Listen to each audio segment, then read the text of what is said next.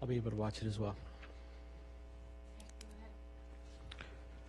All right, welcome everyone. This is our April 14th, our public hearing for the town of Haymarket. If we could have a roll call vote, please. Shannon?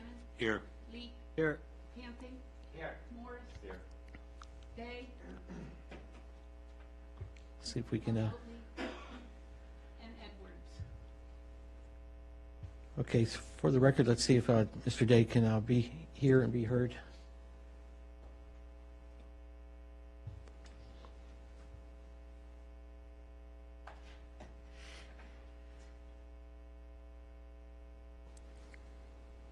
Currently he's on mute. Oh, We'll go back and make sure that okay, but you can see him as far as being in attendance. And Mr. Day, just if you could raise your hand if you actually can hear us? Okay, great.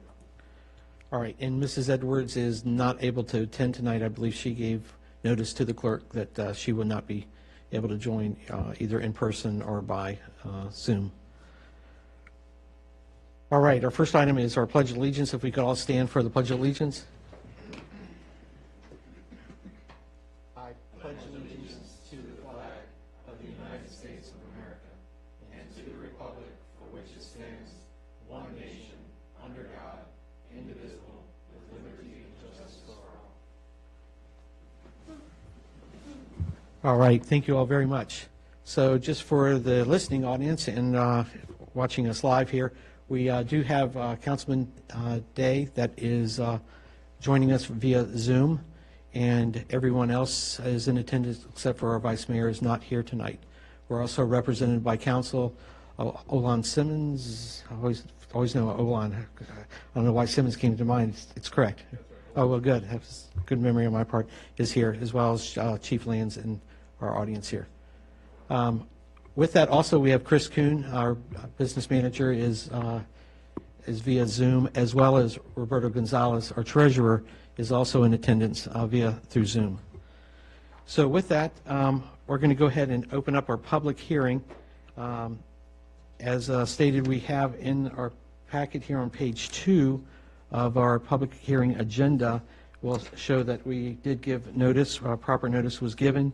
And at this time, with no objection, we're going to go ahead and open our public hearing and then ask for citizens' comments. We do have a podium set up here for our citizens, as well as we did send out an invite, I believe, through Zoom, if anyone would like to attend or be able to give comments. We also did receive some comments that we'll also have the clerk read for the record as well. So with that, I go ahead and open if you could just state your name and address for the record.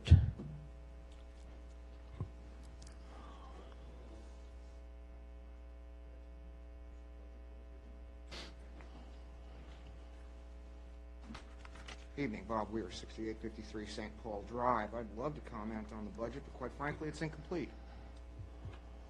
The draft budget you've included in your packet tonight has some marginal cuts, yes, and I applaud you for that. However, I'm sorry, just for clarification, we are for the public hearing for the proposed real estate property tax is what we're commenting on. But go ahead, sir. Thank you. And I'm going to get to that.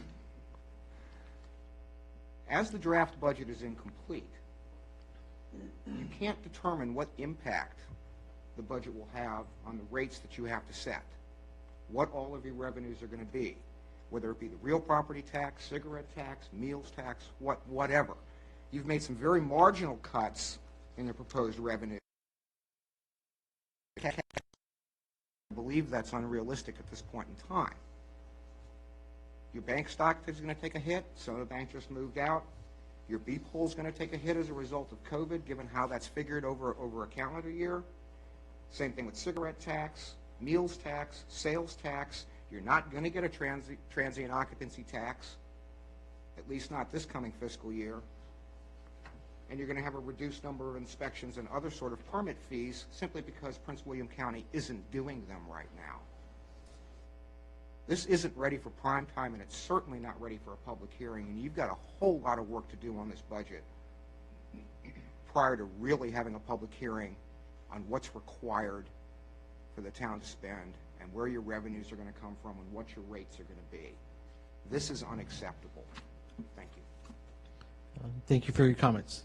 Anybody else would like to comment at this time? All right, seeing none, we do have some, if you could read for the record, I think they were specific to each subject, so if we could just use the ones that were for the public hearing agenda specifically.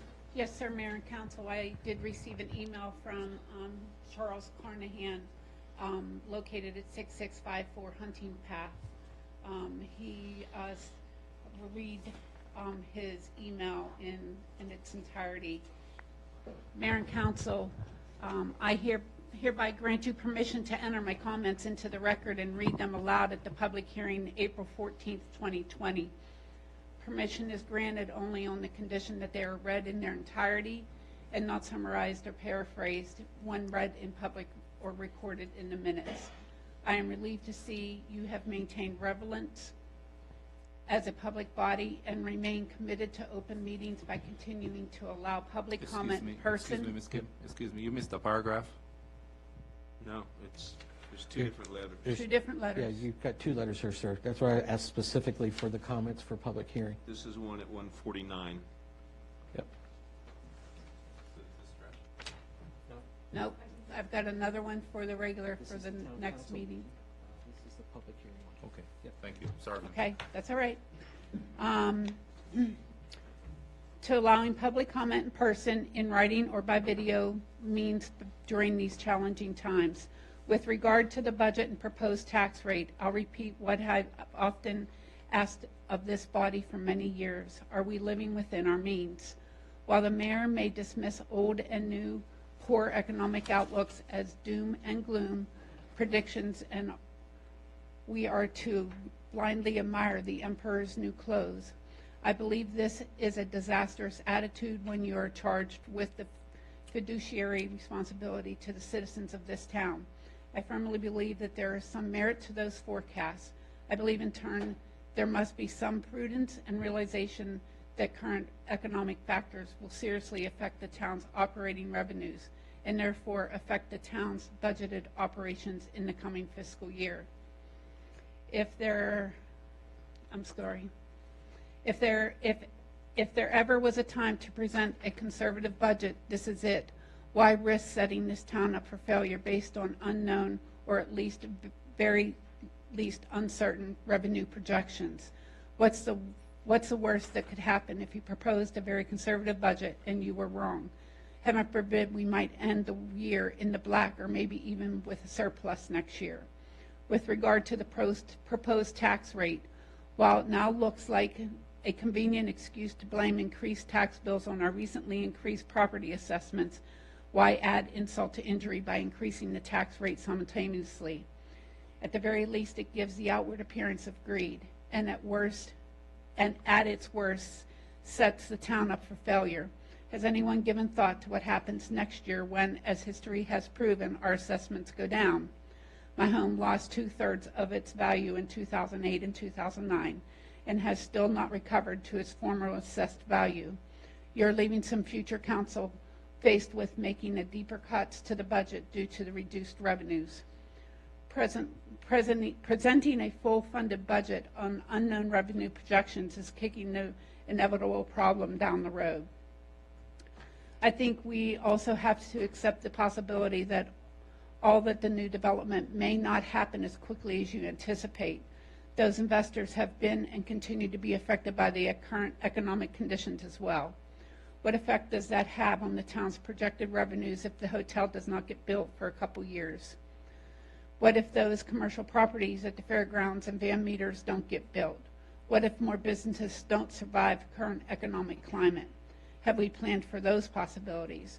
Are we counting our chickens before they hatch? To summarize and ask that all-important question again, are we living within our means? Regards, Chuck Carnahan. And just for the record too, because he asked for an entirety, there are some statements underneath his address. Looks Oh, like just has to deal with, I'll let you summarize it. It says one of the 2020's world's, yeah. That's what I'm just saying. Oh, this, Yeah. this email was for the use of the intended recipients only? Well, no, just that there are, the only point that I was just making, that there are other things Oh, yes. underneath Yes, there. sir. That Yes, sir. obviously, yep, okay. And any other for the public hearing? No, sir. Okay, all right.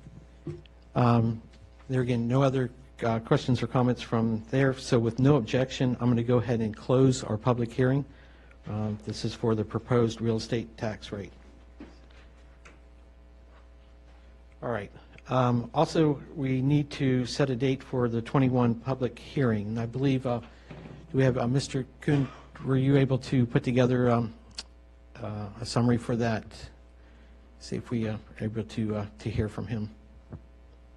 If not, Councilman Leak, if you, Mayor, if I may, I would hold off for this portion until our 7:15 meeting, to where we have our proposed FY21 budget work session on that agenda, to where we can discuss at that time setting a public hearing date. okay, If with no the rest of objection. the council is okay with that. Yep, no objection from the council, that's what we'll do. All right, and with that, if no objection, we're going to go ahead and adjourn our public hearing. This is April 14th. So with that, we're going to go ahead and go into our special meeting. Please note the time is approximately 7:16, and we'll go ahead and, for the purpose of accountability here, we'll go ahead and have an additional roll call. Shannon? Here. Leak? Here. Morse? Here. Camping? Here. Day? Here. Edwards? Okay, and there again, for the record, Vice Mayor has given us notice that she would not be joining us via Zoom or be able to be present for tonight. With that, we're going to go ahead and open up our next citizens' time for our special meeting agenda. And with that, we just ask for the speakers to be able to give their name and address for the record. Welcome. Thank you. Good evening, council members. I apologize for my haircut and facial hair. Marchant Schneider, 14811, Rising Sun Lane, candidate for town council. I'm here to respond to a statement included in a recent letter to town residents that certain council candidates, such as myself, question the need for the town police department. While I'm of the personal opinion that I have demonstrated my support for the town police in words and actions since my move to the town in 2004, in light of recent statements to the contrary, I offer the following for the record. I'm a veteran. I support my fellow public servants in uniform. Since our move to Haymarket in 2004, my family has made it a point to support the town of Haymarket and its police department. We attend National Night Out, participate in town police-sponsored charity walks and rides, support the Flags for Our Heroes program, and volunteer alongside town police during the annual Haymarket Day. We've encouraged community interactions with the town police by inviting the department to participate in the annual Long Street Commons end of school year water balloon battle. I've sought advice from Chief Lands regarding issues within Long Street Commons. Recently, during Haymarket Day, my child was located within a minute of me losing sight of her due to folks knowing her through my relationship with the town police and the town staff. Sorry, I lost my train of thought there. Finally, my kids recognize each of the police officers on site, if not by name, and can safely walk to the town police department should they need to do so in case of an emergency. In summary, I support the Haymarket Police Department. My family has benefited from community policing by the police department, and I do not question the need for the town police department. Further, since the start of this campaign, with the exception of candidate Utz, because I've not had a chance to meet him yet, I've not heard any candidate question the need for the Haymarket Police Department. Regarding tonight's budget discussions, I have asked Chief Lands and Councilman Leak about how to plan for future service demands once the hotel and other projects within and adjacent to the town develop.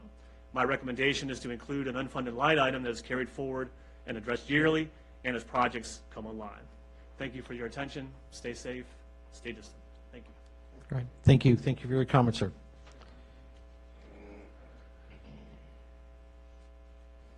Bob Weir, 6853 St. Paul Drive. I'm going to address a couple of things on the agenda tonight.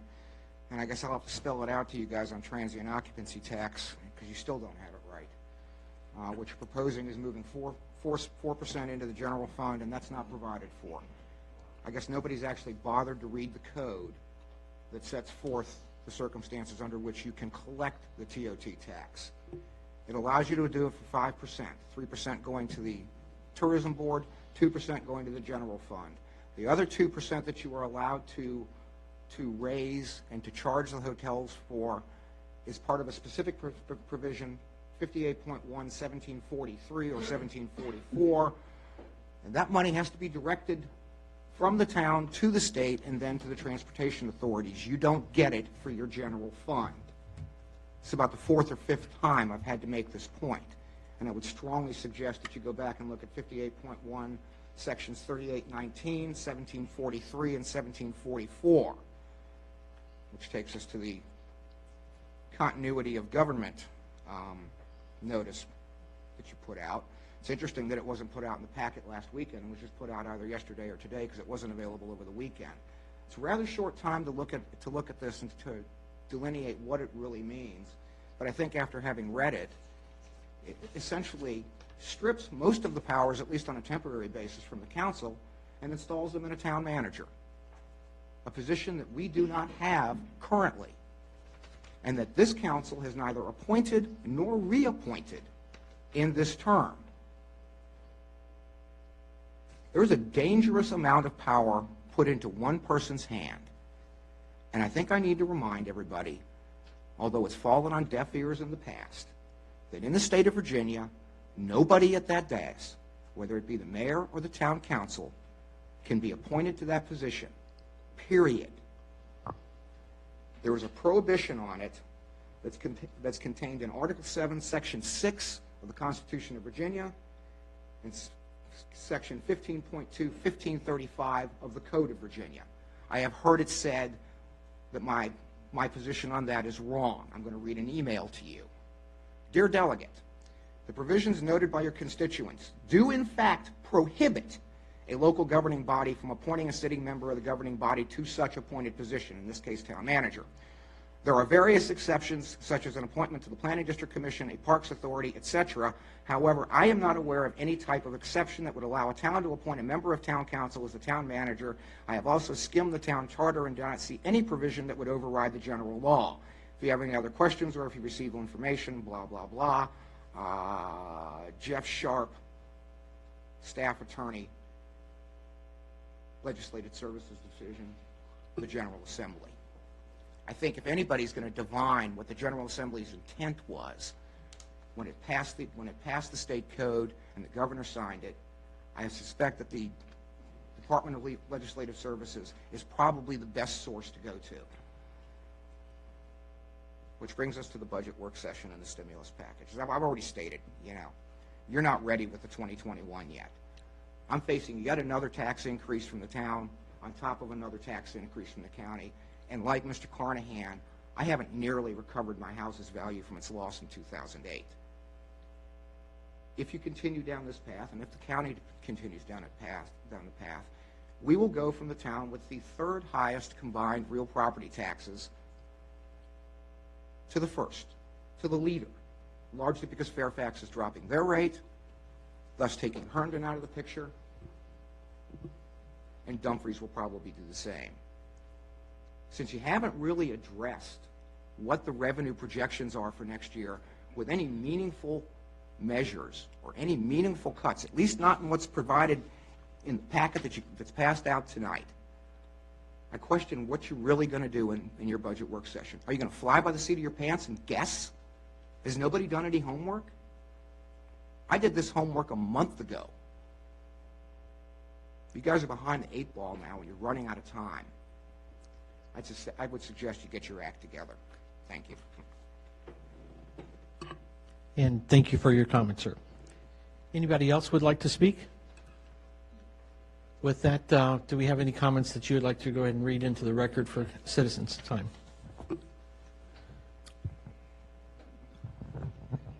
Thank you. I have an additional email from Mr. Carnahan, located at 6654 Hunting Path Road. Dear Mayor and Council, I hereby grant you permission to enter my comments into the record and read them aloud at the Town Council special meeting April 14, 2020. Permission is granted only on the condition that they are read in their entirety and not summarized or paraphrased when read in public or recorded in the minutes.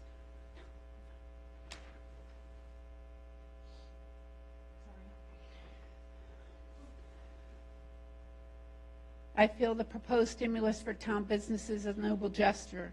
I believe it is misdirected if we only focusing on the meals tax and restaurants. I feel any relief effort should be applied equitably to all businesses, not just the restaurants. Take, for instance, the barbershop and salons in town. They have suffered far more loss than the restaurants.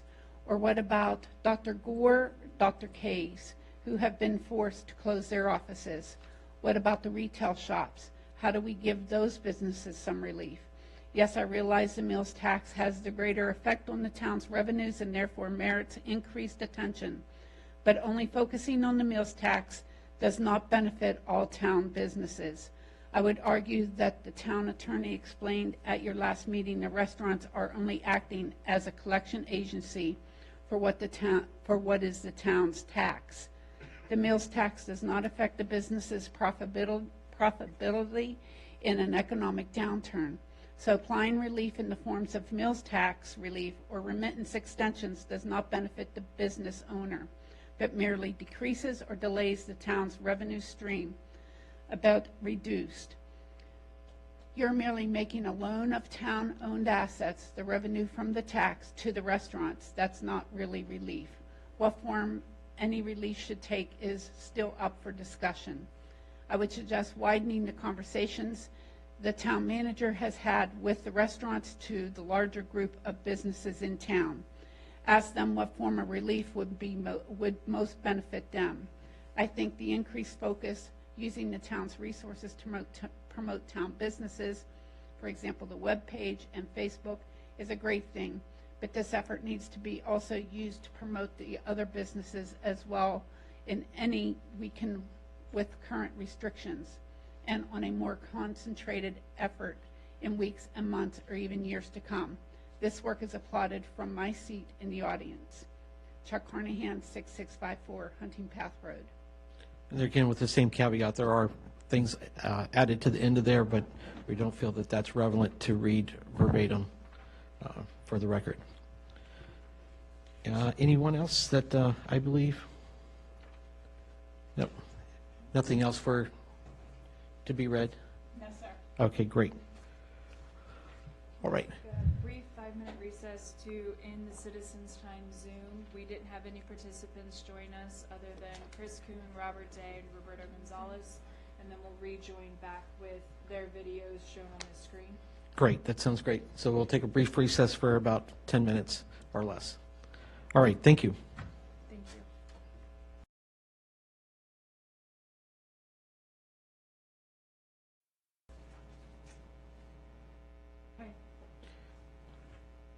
All right, and we're back in live? All right, great. Thank you all very much. Our next item here is our proposed ordinance, the 2020-001 Transit Occupancy Tax Reallocation, apology, Ordinance 2020-001, page 2 and 4 of the packet. And first, before we start the conversation on here, I'm going to reach out to our legal, Olan, if you'd like to just kind of, I guess, help bring us back into the legal standing of this ordinance. Obviously, this has been reviewed by your firm, and can you maybe take some of the comments that maybe were made earlier that had some misinformation? So if you could speak on that behalf. Sure thing. So the way the ordinance is written. Do we have a mic also for, I'm sorry. The way the ordinance is written is absolutely fine. There's nothing wrong with it. It's legally sound. It's been reviewed by Martin Krim, who's a town attorney for the town of Haymarket, and he has found it to be absolutely above board. The code sections that were cited are involving towns or cities and counties who are members of the MBTA, and I believe the town is not at this point in time. So you have the authority to deposit those funds in the general fund as is written in the ordinance that's currently before you. So I don't think the town should be all troubled by what you have there. Right. That's okay. I just wanted to make sure that the council and the listening public understood that.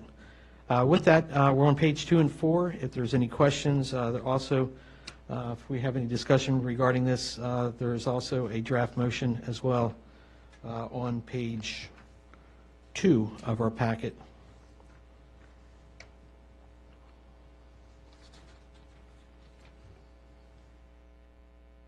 Entertain a motion at this time, or discussion.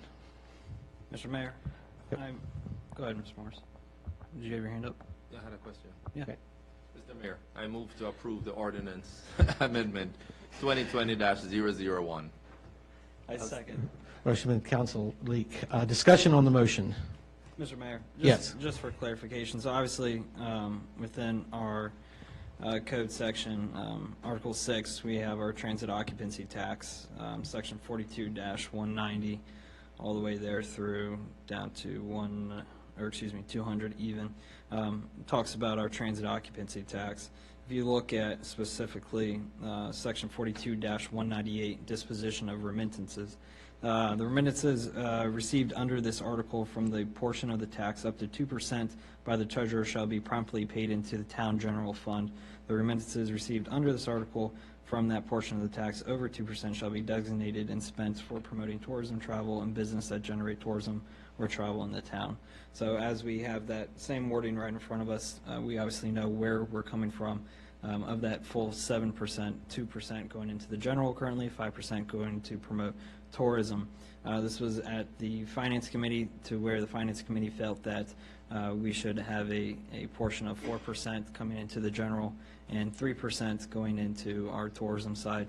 Some of the background in those was because the Finance Committee wanted to make sure that we were aggressive on, one, paying down our debt, as well as implementing our 5-year plan to remove the real estate tax altogether, and making sure that we were putting those tools necessary and the funds necessary into the general fund to allow any future councils to be able to continue with that goal if that was their overall goal, as well as have those funds easily available. Because obviously, if you have 2 and 5, that 5 is already allocated in one specific area. If you have 4 and 3, if you truly wanted to put an extra 2% towards tourism promotion, you could.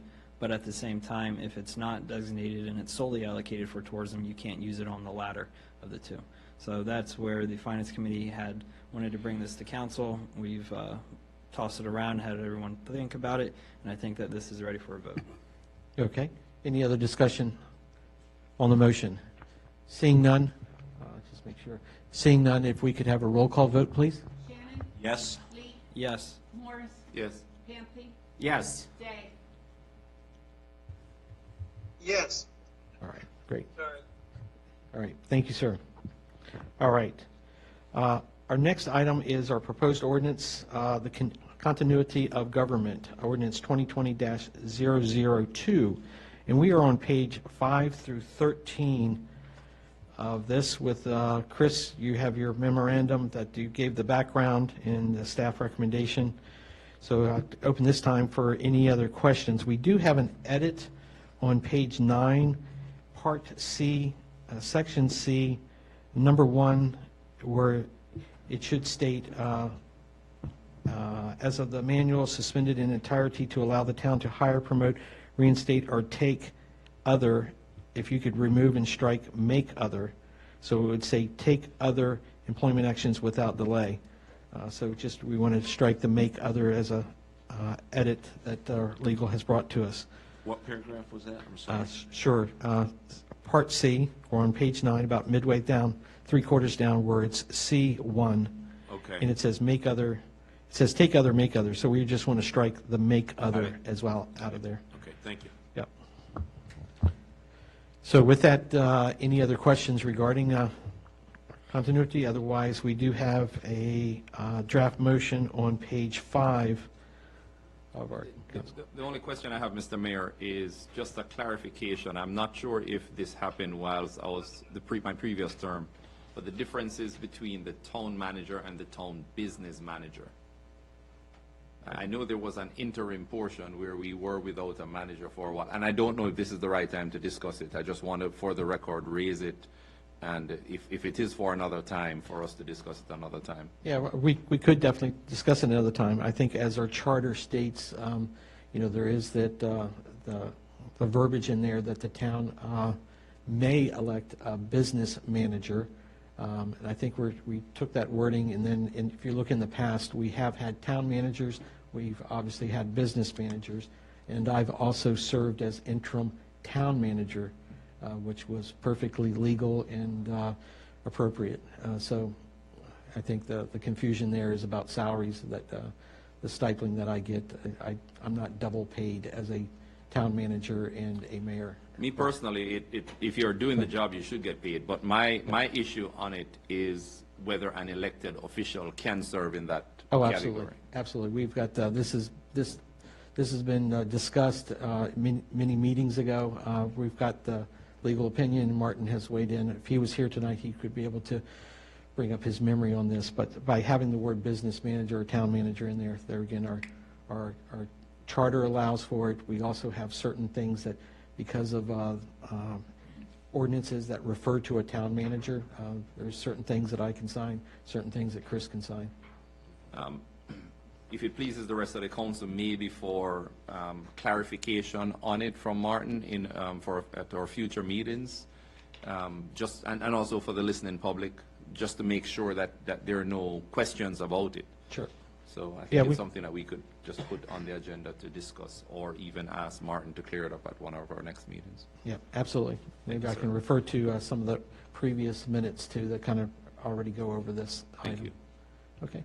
With that, any other further discussion? If not, I'll entertain a motion. I think we're on page 5 with a recommendation. Mr. Mayor, I move to approve the ordinance amendment 2020-002. I second. Second by Councilman Morris. Discussion on the motion? Seeing none, roll call vote, please. Shannon. Yes. Leak. Yes. Morris. Yes. Camping. Yes. Day. Yes. All right. Motion passes unanimously. There again, I just wanted to make sure we had that clarification of when this would take effect. Yes, effective immediately upon its adoption. Okay, we're on next item, our proposed ordinance 2020-003, Town Business Stimulus Package. Ordinance 2020-003, we're on page 14 through 22 of our packet.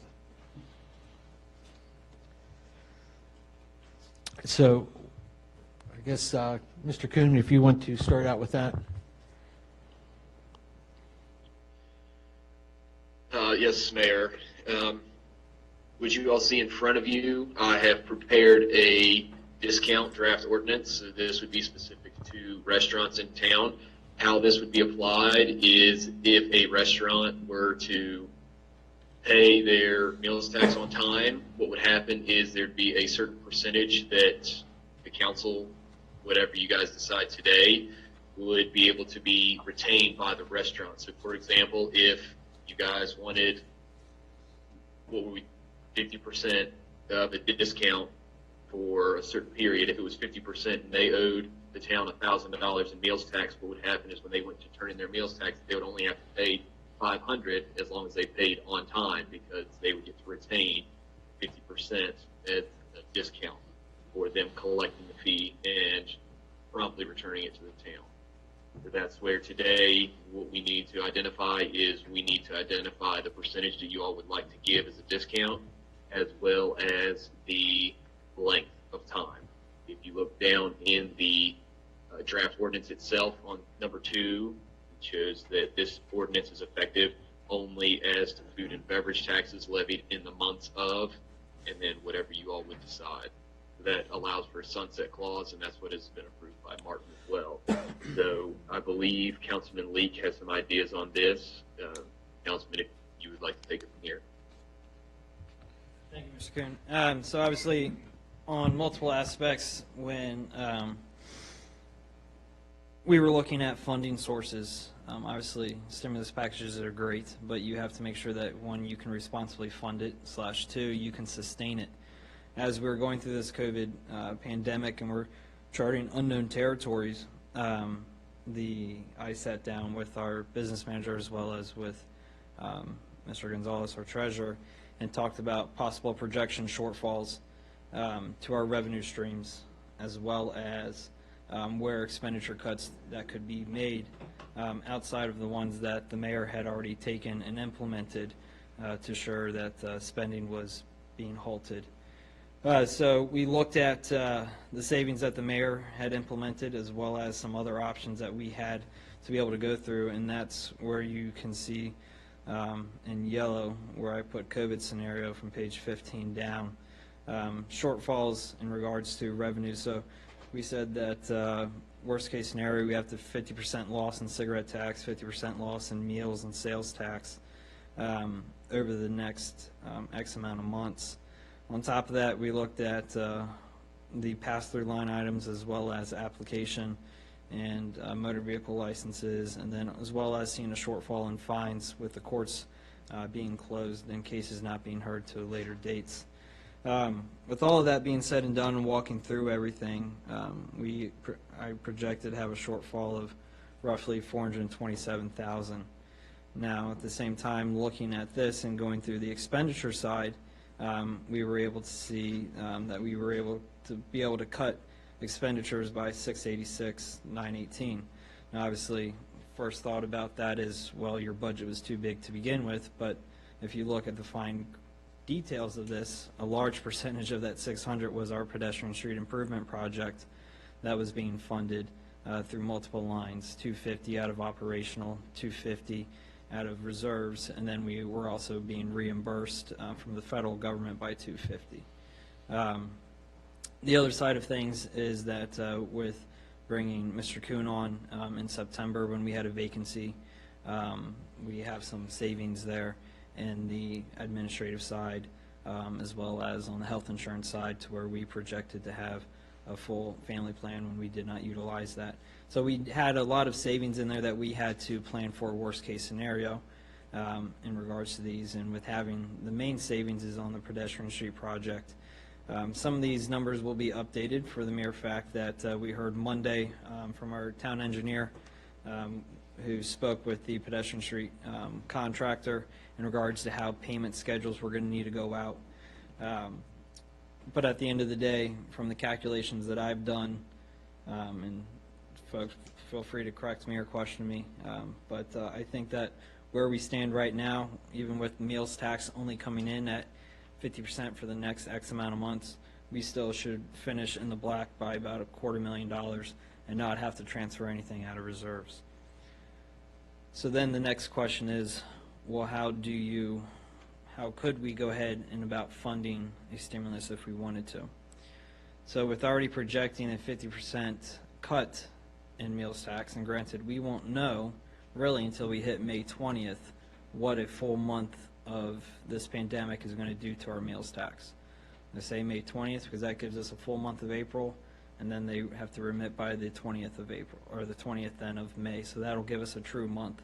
We'll get April's number, or March's numbers in here in April, but we'll have 2 weeks that we were in the good, and then Executive Order 53 and 55 came out, which really changed everything, and we saw a plummet most likely in sales.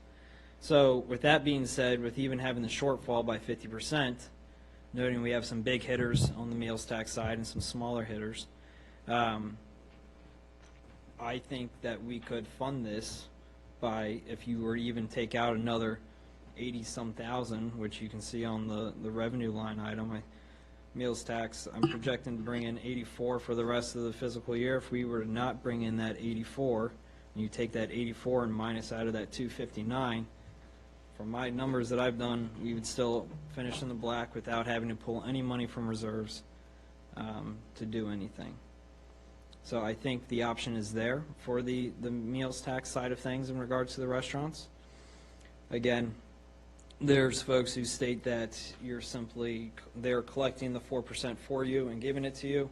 But when I'm looking at a stimulus, our town does not have the funds necessary to give out loans. We're not the federal government. We don't have the money on hand to give out loans. So what do we have that we could do if necessary to assist our businesses? And it's small, but the only thing that we really have control of there to give back is that meals tax as well as that B-POL. So meals tax is one option. B-POL we can look at as another. We can defer the payment, which they would be remitting for their 2019 year from January 1 to December 31st. We can push that off to give them cash on hand if they're trying to get these SBA loans through. We could change the rates for 2020. which would affect. Now granted, if your business is closed, you're not paying anything anyways because you're paying based off gross receipts. But it could help them throughout the rest of the year. And we could always do just a halt, I believe it is, for X amount of months in regards to that B-poll, or even an early payment fee, similar to what is projected here, or presented here with the meals tax, where you could give back a percentage if they were to pay on time. A lot of those, unfortunately, don't affect these other businesses, these retails, our salons, our service companies, until next year when they have to remit payment. But unlike the restaurants, which are paying on a monthly basis, our other businesses, our retails, our salons, our doctor's offices, they all are paying next year, April 30th of 2021, for their sales then of April 20th, or excuse me, of April 2020, May 2020, June 2020, the whole 9 yards. So as I asked council to at least consider this, and I appreciate you all allowing it to be on the agenda for discussion. I'd be more than happy to answer any questions in regards to where I see expenditure cuts and where I see revenue cuts to be from, to make sure that everyone agrees that these numbers do make sense. If council so lets it be, we could assign a certain percentage, whether it be 100%, whether it be 50%, 10%, whatever council feels to be adequate for the meals tax portion. And then I think we should also have the B-poll conversation as well. Okay. Just before anybody asks questions, I wanted to see if, Roberto, if you had anything that you would like to add after hearing Councilman Leak. I know that you spent a lot of time with speaking to other localities as we're all going through the same scenario here. But go ahead, sir.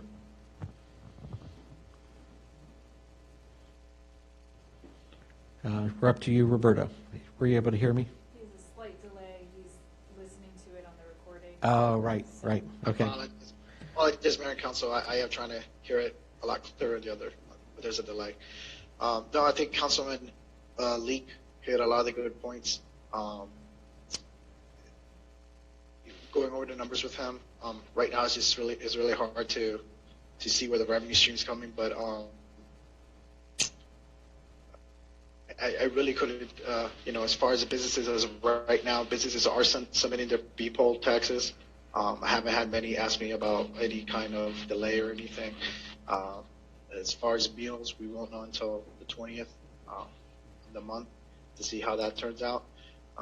But with the estimates that Connor and I had looked over, to be able to do something for the businesses, it can happen. It's just I'm not sure how, depending on how the revenues come in. Okay. Questions from the dais here. Yes, sir. Roberto, do you know of any other localities that's doing this, that's even entertaining any discussions concerning meals tax? Or Chris? Yeah, I'll go ahead and take this one, Roberto. So there are other localities that already have a discount in place. For example, where I came from, I'm sorry. You're good. Okay.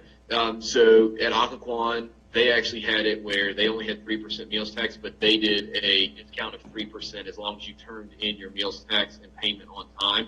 So that was established, and that was just running forward. So there are other localities that already have something like the discount in place. As for other localities that are making adjustments to try and stimulate the business, probably the best locality I would say that I've seen is Middleburg. However, because of the boom that they have with Salamander and meals tax and everything else, they are operating with a surplus that we haven't seen and probably will never see. It's just so substantial that they've spent over $180,000 on their restaurant, buying gift certificates to hand out to restaurants, and now they just started a new program that came out where they are allowing businesses to cut the price of retail items by 30%, and then if they come to town hall, they'll essentially give them cash for half of that discounted item. So those are scenarios that are happening. Really, Middleburg's the one that's doing anything that I can say, that would substantially help, but unfortunately we just don't have the cash on hand or the reserves to do it.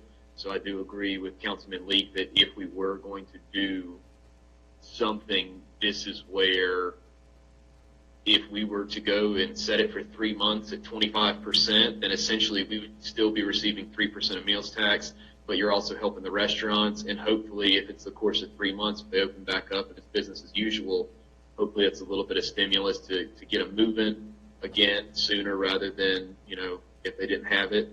But really, I yield to council on you all's opinion. Okay. Just a note for, of course, Middleborough being in I think we're apples and oranges with them. Apples and oranges? Yeah. It's grapes and watermelons. Yeah, well, it could be too. I saw a letter from Miss Johnson saying that she closed Salamanders on March 28th until further notice. So, of course, they'll be looking at, I'm sure, readjusting things with not having any income coming from the TOT for that location. But I think this is where we need some real discussions on it. I'm having a hard time swallowing giving back a portion of the meals tax only to, 10% of our businesses in town? And under the disguise or under the idea of stimulus. So I think it's where we all need to speak up about it. Well, sure. I think it's good discussion. Let's kind of go over that too. You figure the B poll, and correct me if I'm wrong, Roberto, but for the B poll for our restaurants, we purposely lowered that to, I think it's 10 cents per 100, is it? Versus like our other ones that can be up to 30 cents per 100.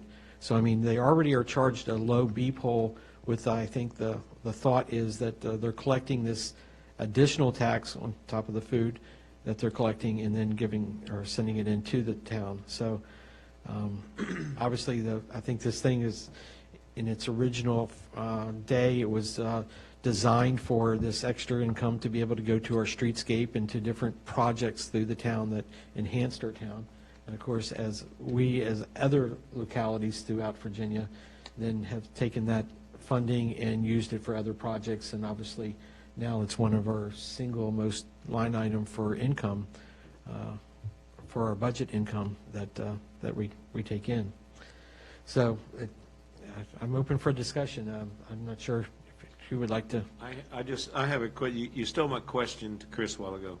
So I'm sorry. About what else they're doing. So, yeah. But that's okay. I'm just curious, Councilman Morris, you said less than 10% of our businesses would benefit from this. What do you mean by that?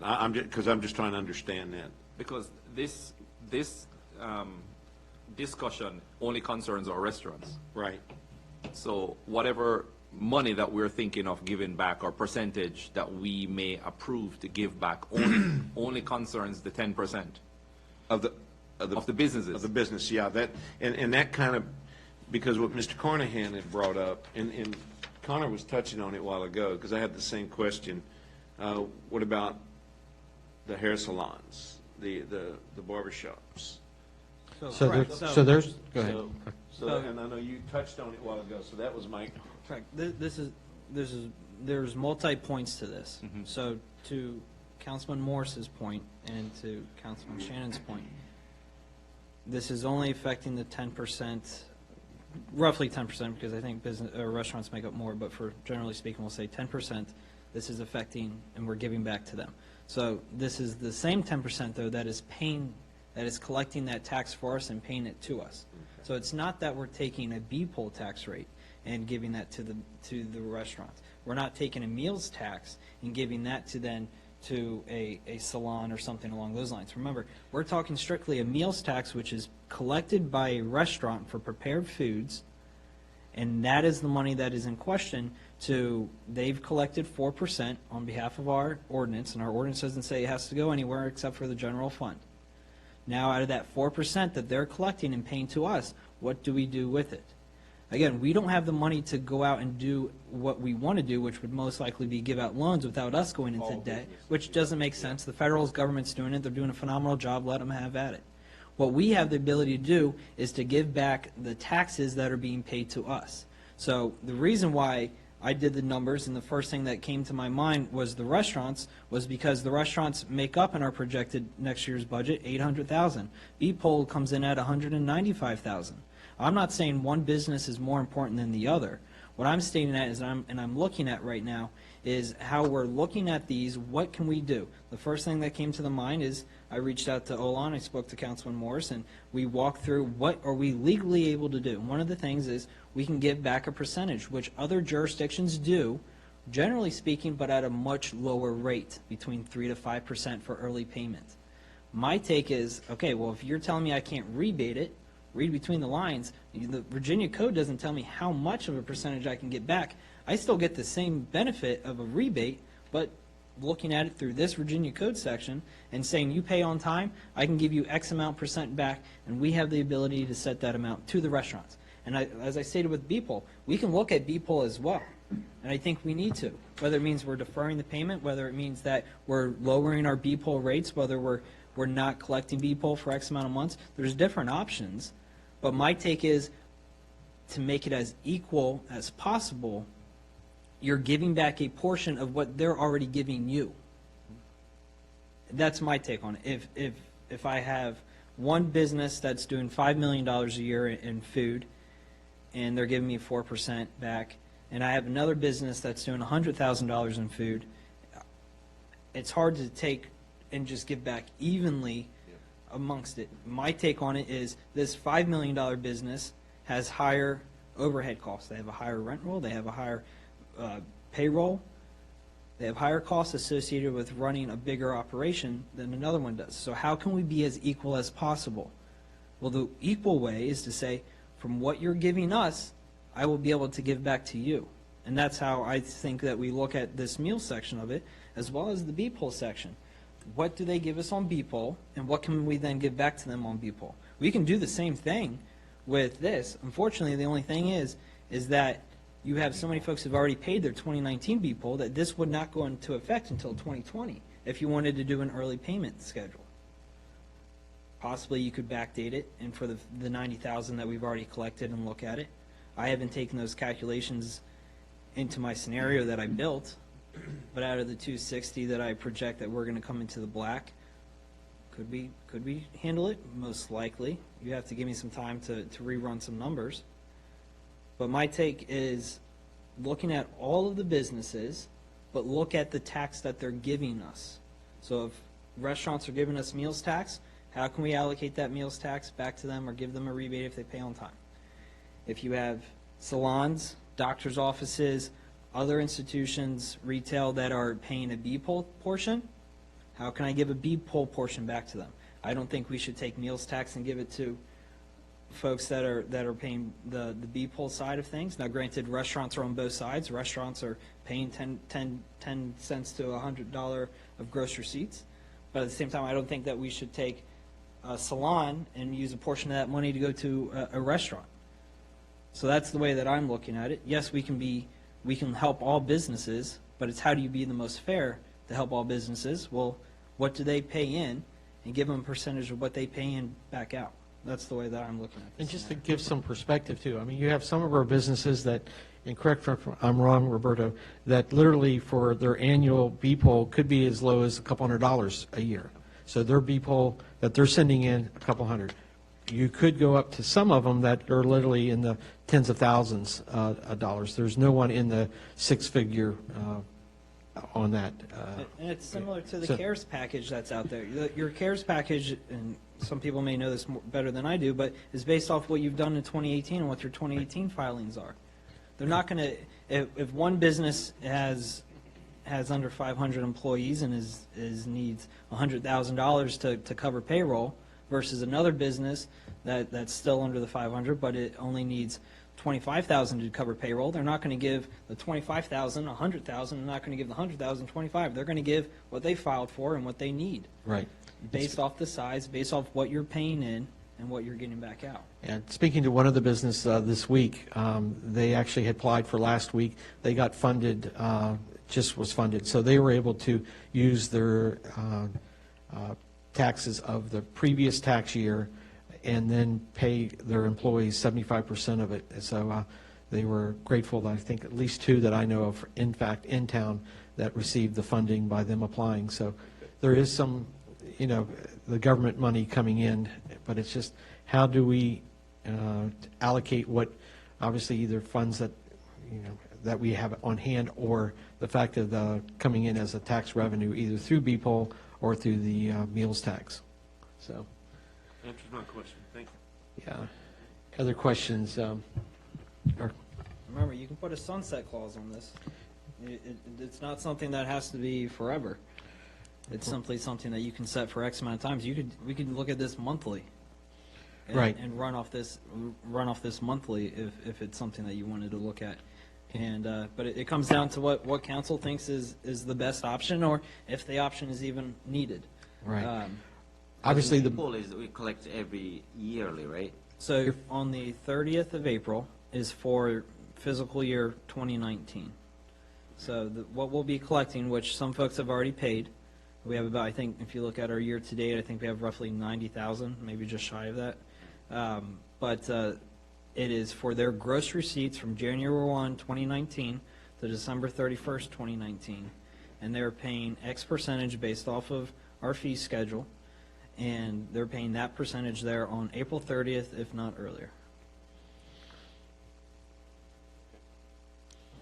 So as we see, the concern will be actually the BPOL for next year as we look into our budgeting of how much of a hit can we project these businesses. We'll know that further down the road. If we True. collected certain amount, then it will, if we give them back by percentage, it will be, whatever they pay to us, and 5, 10, whatever the percentage we're going to give. By to them. percentage for each business you're talking about, Right. individually. Whatever they pay, Yeah. giving back Okay. them the 5%, 10% of it. Right. It seems, in my opinion, it seems like a percentage would be a way to do it. It seems like it would be looking at the fairness of it, and the fairness would be of what they would be paying. Right. Obviously, 5% of a larger is more, but then, as Councilman Leeks pointed out, they have more stake into it of real estate, leasing, payroll, all the things that happen with you having a large business versus a small business. So, I'm just Yeah. still unsettled. I don't want to personally get into running businesses. We're in local government, and it just appears that a tax that is levied on a restaurant is being collected by the town, and we in turn giving it as an income to the restaurants. And I understand the concept behind it. It's the principle of every restaurant that's in town they've done a lot in trying to reach out to the general public, remaining open, and I don't think anything at all that has to do with the 4% tax that they've collected on our behalf has hindered them in any way in doing business. People are not, I believe, in my opinion, have walked into any of these restaurants and say, your taco, your cupcake, your chicken is too expensive and I can't purchase it. They already know the price, and they already, whoever is purchasing it, built in that 4%. That 4% belongs to the town to do the town's business. I think it sets a wrong precedence when especially in these times, when certain things when it's uncertain with the direction and how long this is going to take, for us to then turn around and from what we're receiving that should be used to fund different activities, events, projects within the town, to then use that to give it back to those who have already collected it. I believe if I was running a business, and I'm not right now, but if I was running a business, I would not count the 4% that I am collecting on behalf of the town. I would be counting on that as money that's coming back to me as profit. So I just have a bad taste in my mouth to give back money. It is the same taste I had when it was suggested earlier in one of our previous meetings to defer the payment of the meals tax. I think it will cause hardship on the business owners when we defer payments. And it's the same thing now. This money is being collected on behalf of the town. The business owners and the restaurants have nothing to do with this money, and it doesn't affect their business at all. As a matter of fact, we have some of the best restaurants in the state. But that money, that 4%, yes, it could help them, but I just feel the onus is on the business owners to go out, to venture out, and some of them have been doing it. They've been doing free deliveries. They've been putting up more signs. We have ordered signs on their behalf. They're going out of their way and out of the normal way of operation. Of course, they've laid off some people, but I mean, you think of all the people. I would rather go for the 0.136. I'm being honest. And that was going to be my second thought. I'm dead serious. I would. I'll get Chris. Yes, that's definitely. a serious option. Go flatly, drop everything, drop the meals tax, don't discuss the meals tax, don't discuss the people, and go for 0.36, 0.136. So Okay. may I talk Well, on first, Chris has had his hand up for a long time. Chris, did you have something to add, Mr. Kuhn? Or do you want to let them go ahead? Was going to be for Olan in regards to the B poll. If you all wanted to defer for 30 days or provide extra time, I just wanted to ask the attorney what length we could do for the B poll, because I do think that there is a cap on how long we could provide, and since it's due here soon, I think that would probably be It's up to advantageous. 90 days. You have up to 90 days per section 58.1-3916 as provided by Olan, because Olan had already provided that to me. Oh, So, just make sure you my concur. suggestion is Yeah. if you all Yeah, want to okay. provide extra time for B poll, that we would do that here today before we left the meeting. So deferring just the collection for 90 days. Okay, let's get off that Okay. topic. Correct. I like- That just I like gives them more Yeah. time to pay. And So- I'm fine with because, as you mentioned, let me just correct something that you said concerning the B poll. It is not a percentage back, it's deferring the payment. We have, outside of an ordinance, we can change what they give us. It is deferring when they pay it. Well, you have multiple options with people. So option number one is you can change the rates. Option number two, but without a public hearing by ordinance at any time. Option number two is you can defer. Option number three is we can give back as the same as with meals tax, where you're giving a percentage back because of early payment. You can do the same with B-Poll and give a percentage back because of early payment. And If just that answers your question. in one clarification, you mentioned about paying for activities. Just for the listening public, our activities that we do in our town, all our events. I was talking projects. Right, okay, great. Yeah, just want to make Thank sure. you, Mr. Mayor. No, I just want to make sure somebody. But I think is Ooh, yeah, don't do wait a minute. an even way to give back to all, now granted, it depends on how their lease structure is, but would be to do a reduction in real estate. The reason behind is if they are paying a triple net lease, one of those ends is real estate. If it's a business owner who owns their property outright, you're giving a break on their real estate tax altogether. Those triple net leases are usually stating, depending on how they're written, but that landlord, is having to give them a detailed breakdown of the tax bill, and based off the tax bill is what that cost of that third end is going to be. So that is an option, but it may not affect all businesses if they don't have a triple net lease and they only have a full service or a modified industrial. I mean, there's so many different lease types. But I like where your head's at, and I'd be in full support of running that road. I think I was bringing this up a meeting ago, but. We don't remember it. Yeah, that's right. That's right. But I love the fact that we're looking at this road. No, at and least I love, looking I down love the road. discussion, and I'm sorry, I have to play the devil's advocate with ripping apart it, because you and I discussed it before. Yeah. But it's just, there's something when it comes to business, there's a reason all of these, including those two back there, are business owners. They have the minds for it. They come in the town, they like the town for different reasons, and they have this business idea, and I don't want to get into trying to run their business for them. They are the best people who can run their business. So, and they know, I mean, you guys are suffering. I know, because your places are probably, is it essential service? Are you serious? Good job. So, the pet place, it's an essential service, taking care of animals, but a lot of places are suffering. Right. I just don't want for us to get into doing things to run businesses. The business owners are supposed to do that. So don't think of it as you're running the business support. Think of it as you are thanking them for paying on time, and you're giving back a percentage for them paying on time. Before early. Before the coronavirus, a lot of them were paying on time. True. So, if we are to think fairly and give them back a portion, let's give them back after the coronavirus. Let's give them a portion back if we go in that direction with the new council.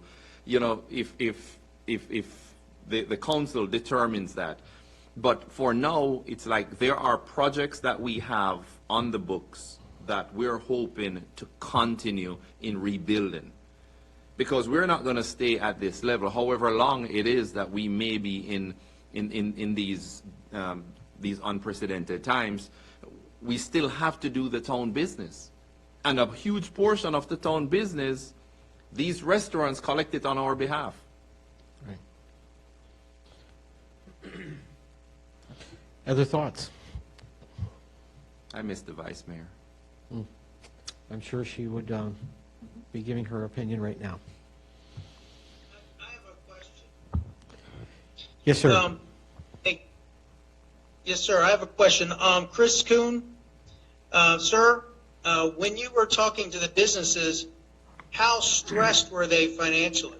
I mean, how much, to Chris's point, to Chris Morris's point, how much we need to assist in any way we can, don't get me wrong, but how much assistance would the meals tax return or, discount help the businesses? Are any of them stressed whether this would be a great benefit or not really make a difference? To answer that, I would have to say that I think in these times, even with talking with the restaurants, I can pull up my sheet, but there was anything from down 20% to down almost 80 or 90%. And unfortunately, they're in the same position we are, where they don't have that full month of how meals tax has been collected. So unfortunately, they know they're substantially down, but I don't think they know exactly how much they're down. So that's where I think, to Councilman Morris's point, if you were to do a smaller percentage, but for an extended period of time, so like a 5% just moving from this point forward, I think that would help. But I also think, to Councilman Leake's point, that if we did a bigger portion for 2 or 3 months, that right now I think that would substantially help them. And then they're also getting SBA loans, or at least attempting to. So right now there's a lot of irons in the fire that I don't know which way is best, and that's why I yield to council's opinion. But I see merit in both arguments of moving forward or waiting until after and then revisiting. If the council would not object, I'm going to do something kind of unprecedented here. I'd like to ask Andrea Payne to come up and speak. As being a small business, and there again, we thank you for investing in our town and providing a service that you do. But I think that you might have some wisdom or just some insight that the council would like to hear. Right, thank you. Just to let you know, the PPP loan that they're talking about, that you have to use 75% of those funds to do payroll, right? So a lot of the small businesses in this town are paying leases, they're paying rent. So a portion of that can go, like 25% towards their lease and their utilities and such, and maybe other expenses that they have that fall under those guidelines. But I think the big thing that needs to be thought about here is for those businesses that are suffering, anything that they can get back to be able to help them hang on is going to be worthy. You're going to have a number of businesses in this town that just aren't going to be around. It's that bad. I mean, we are an essential business. We're down 75%. So, we're not a meals restaurant, but if the governor says don't go out, people aren't going out, so they're not going to bring their dogs to us. I mean, our grooming business is alive, but that's the only thing that's running right now. So for the businesses that are having to deal with everything they're going through right now, anything that they can get back in their pocket so that they can sustain and they can be open when this whole mess is over would be substantial to them. I mean, a small amount of money, we think maybe a small amount of money, to them it's not. So my 2 cents. No, I appreciate it, and I thank you very much for taking, to be able to come up and speak with that. And then that's similar to the pulse that I received just by speaking to some of the restaurants that literally we're talking upwards of 75% loss, if not zero, with them actually being closed, so. Well, I'll just say, my feeling from when we discussed it before was whatever we can do. I can understand both sides here. I'm also, with Ms. Payne coming up, I certainly have to agree with her. Whatever we can do for the businesses to help them out, how they spend that money, what they use it for, they'll figure it out. I was vocal from the start, though, to say whatever we can do for our businesses, for our town, we need to do it, but not at the risk of us going in the red anywhere. We can't do that. Yeah. So, and as we saw tonight, I mean, as we continue to look at our operating for just ending this year, we do luckily have some areas that we can pull and even project a worst-case scenario and still end the year in black. But then, of course, we're looking at going forward. How can we project these revenues that are just so unpredictable at this point to be able to put together a budget for next year? And that's where I was asking Roberto, as he reached out to other localities, as everybody's going through this budget season and improving budgets, there are, and I'll let you reiterate that, Roberto, as you spoke to others.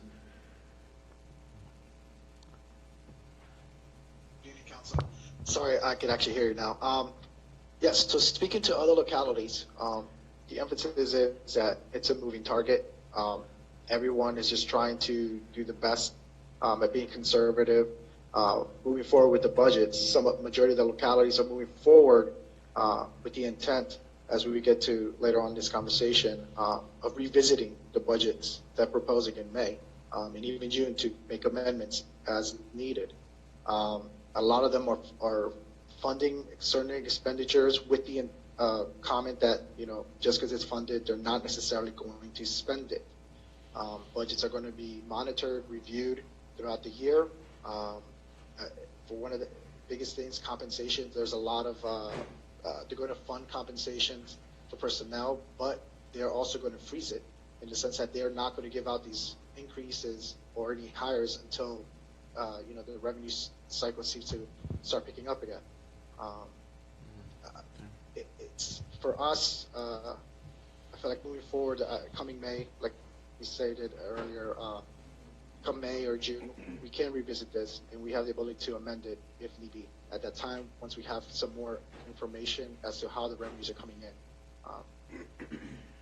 it'd be a much educated and much clearer way to make that judgment call then. As of right now, it's just really unknown. And speaking to other treasurers that have been treasurers for 30 plus years, looking for their advice, and they're pretty much in the same position that they don't know. It's a moving target, and we just have to adjust and monitor what's going on. Okay. And remember, this scenario that I built in here already pays for our pedestrian street at the 139. The only thing that I need to add into this, which I did not get until Monday, is, if you recall, at our April meeting, we passed off on Rinker Design in regards to the civil engineering. So the 1/3 payment that we would have to pay for Rinker would be roughly $26,000. So you would need to take $26,000 out of that $259 number, and that would be what we would still net in the black based off my projections. And if we want, we can walk through these projections. I mean, a lot of them are set in stone. I mean, the town council is done. We know town administration. We know that's the hard number that we have, that we're gonna be no matter what, because of those different things, salary, FICA, health insurance in there. Mayor was proactive and put a halt on part-time. I left money in for advertising for our public hearings that we're going to need, but we still have some savings in there. You're talking mileage, meals, and convention. We're not going to spend that money. You can't, because there's none being held on. There's no conventions being held right now. Legal services, I left $6,000 per month for the next 3 months. That still nets you a savings of $5,100. Auditing service, it came in $1,500 less. Legal services on the PD side, we pay $2,000 a month, so I left in $6,000 for the remainder there. Postage, you have a little savings there. You have a little savings in convention education. You may even have some savings.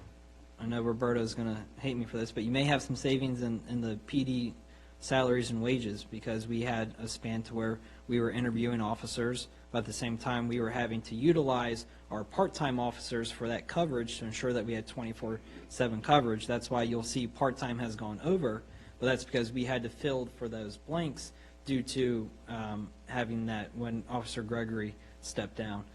Luckily, Mr. Clatterbuck, right? Burkhan, Mr. Chip is here, and we have that fixed.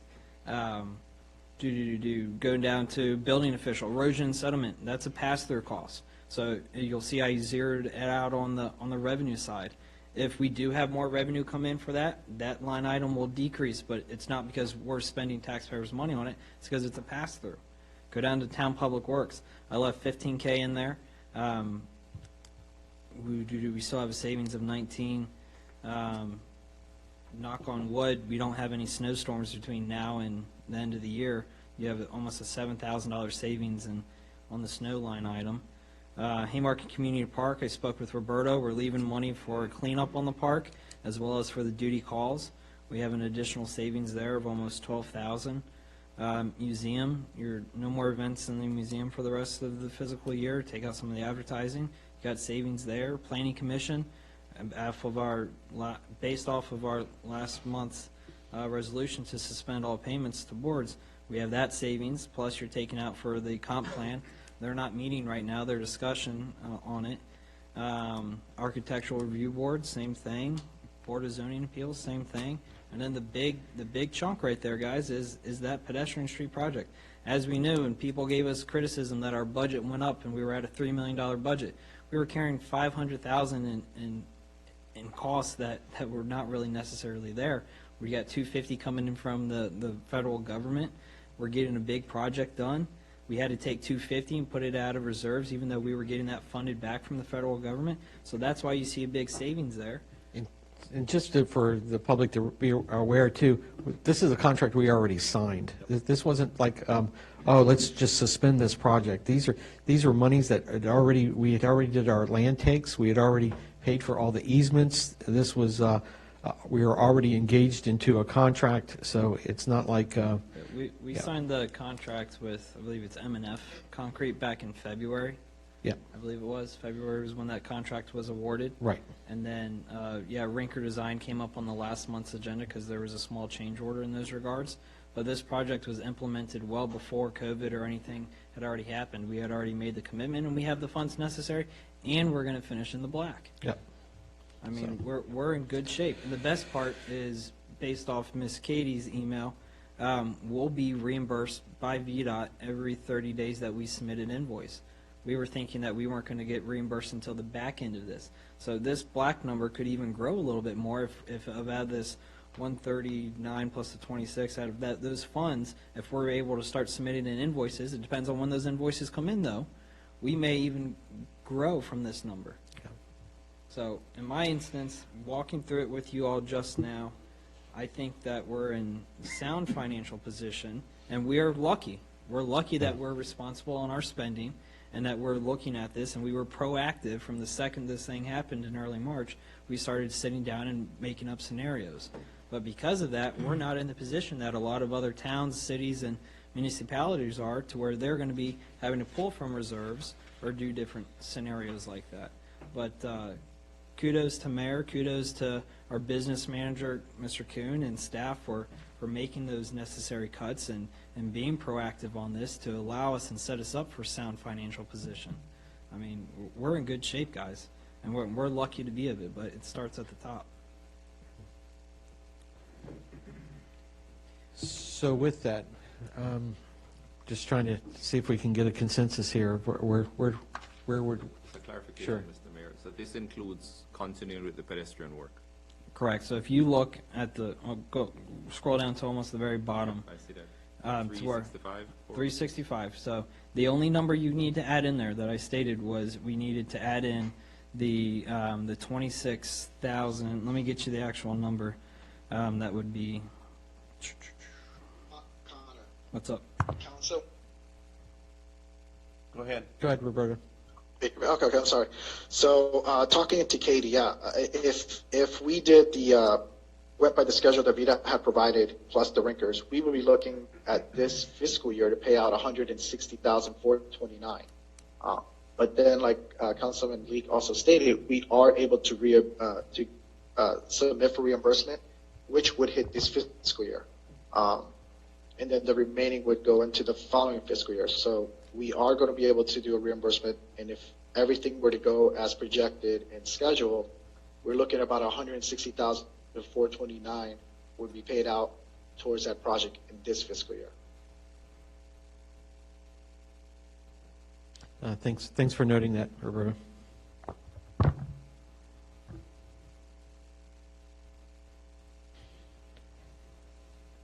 There again, trying to get a consensus of, On the ordinance itself? yeah, You talking about? Yeah, I've listened to everything and, you know, going back and forth and everything, but I think what we heard out here, and is kind of the way I was thinking too, whatever we can do for these businesses, you know, I'm for it. So let's Because look at- it's not hurting us, okay. the town, so. So let's, Mayor, if I may. Sure. Councilman, what's council's take on reducing real estate tax rate? Because you could almost look at it as a two-for. You could look at it as one, you're helping businesses, but you're also helping residents. Yes. That's one option, which remember, if we were to equalize the rate, is about 31,000 in projected lost revenue that we would have to have from next year. You could lower it even more than that if you're feeling rebellious. I've run the numbers. I think it's doable. I know it's doable. The other option is we could do a mixture of both. Since that number would affect next year's budget, we could do that. But at the same time, dealing with this year's budget, we could also go about and doing a smaller percentage back. So instead of 100% back, what if we did 99% back? Of what? People? No, of meals tax. Yeah, right. Joking. But stating, do a smaller percentage than 100% back then.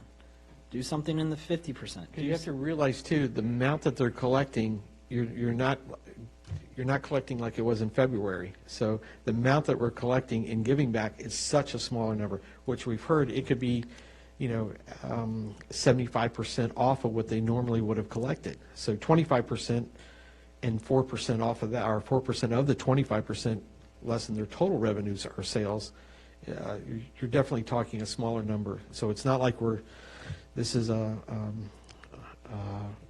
75 or 100% giving back to pre-virus, numbers.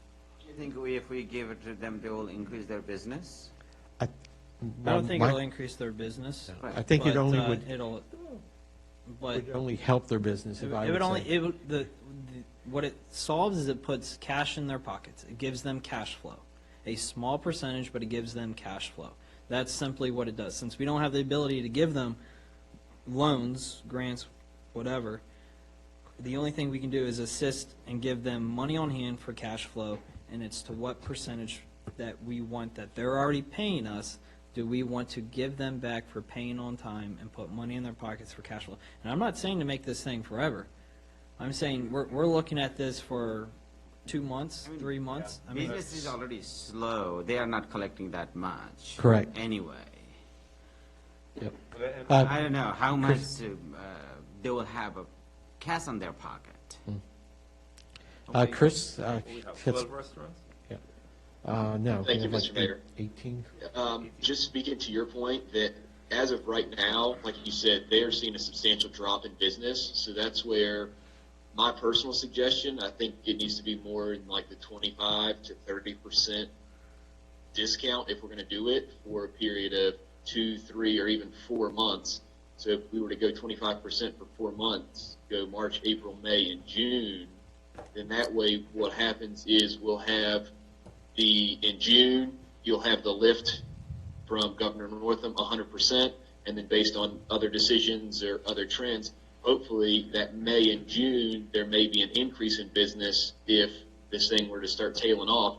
So this way, you help them when business is really slow and hurting, and then hopefully if it picks up, then they'll be able to utilize that to get on their feet a little bit faster.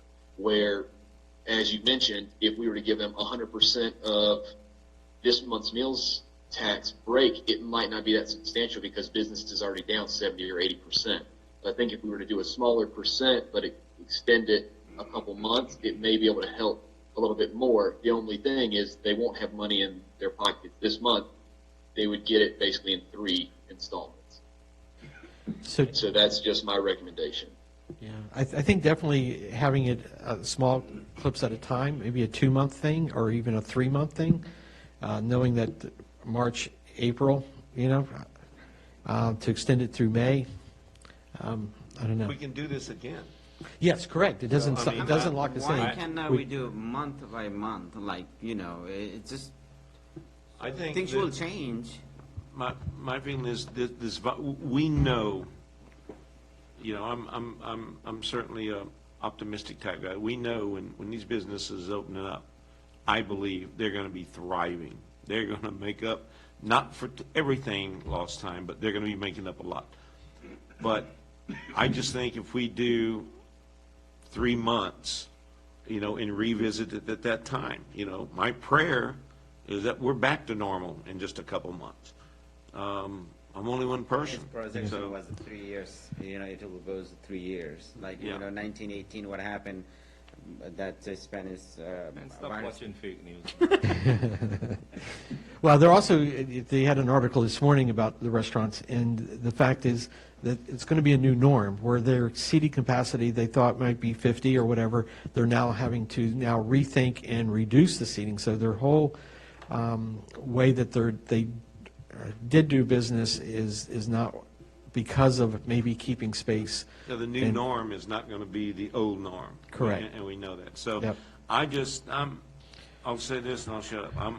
I'm not opposed to this ordinance. We just have to decide how much. But my recommendation, we do it for 90 days at max, or 60, and then revisit it. But my take would be the last thing that we would do would be not to at least to the end of this FY year. But granted, that doesn't even calculate everything because you got to note that June would then not be collected until July. So the months that we're really talking about that this would be affected is March, April, and May would be the 3 months that we're looking at. So I would say to the end of the FY year, and those are the 3 months that we know that we could easily affect. Let's see if I can get a consensus as we go around the dice here. So with that, 60 or 90 is what I'm hearing? Okay. Go ahead, Mr. Day. Yes, I'm just want to, first of all, put my 2 cents in that I agree with Steve. I think a 60 or 90 day tax discount is appropriate, and I think that's the way to go. And I also want to just throw a little something a little new out there. Maybe this won't go anywhere, but I just have to at least say it while I'm thinking about it. Is it possible, in addition to this, to send out a little, I'm going to call a little bit of a flyer or advertisement of some sort that says, has a list of all the town businesses that are currently open, and literally just say that, hey, yes, we're open, and just have the business's name and address and phone number or whatever, email address, whatever, and just send that out. You could even send it. Nothing that says you have to only send it to town residents. You could send it to Gainesville or a couple of neighborhoods, whatever, and just mail them out. I mean, just it's not that much money, and it reminds people that, hey, like the vendor that was here earlier, probably people think they're closed, or maybe there's some other businesses that, people think they're closed, but they're actually open. And just kind of remind people that, hey, we're open, they can, just an idea. I appreciate it. Absolutely. So with that, let's see if we can go around the dais. I think I've got Steve and Robert both looking at 60 to 90 days. I don't think we spoke a percentage. Steve, if I can just, if you have a ballpark of I was what? thinking 50%. Okay. I mean, that's better than none. Robert, there's a percentage that you were thinking as far as in this tax collection incentive? Let's call it. I heard Chris Kuhn was saying 25% for 3 or 4 months. I think that would be fine, but I'm really open to whatever we can afford, and whatever we can do to help the businesses without hurting ourselves and the residences, like Chris Morris was pointing out. We don't want to, this is technically the town residents' money, so you have to be careful. So I'm open to 25% or more. Okay. Councilman Leak, just as we can afford 100%, so it's whatever we're willing to do. My vote's 100% because we can afford it. Granted, you take 100%, that bottom number would change from 233 minus the, what do I have projected, 84,000 in revenue. So 233 minus 84, Like and that's what we would 150. finish, so roughly 150,000 in the black as we would finish if all these projections are accurate. Granted, I feel that they are. So I'm 100%, and the amount of time doesn't matter to me. I think if we even did it a shorter amount of time, we would still be able to revisit it and look at it. So Sure. rather be 60, 90 days. All right. My only worry is 90 days goes outside of this FY budget. And that's, and I agree, and the reason I'm thinking 90 is because there's going to be a new council coming on, and they should have, I think there should be a decision starting July, what the new council. Right, so February, we already collected in March, so we're really talking about March, April, May, June Correct. numbers. So, March, April, May. Yeah, Yeah. we'll Right. talk in June. right, Yeah. April and May, okay.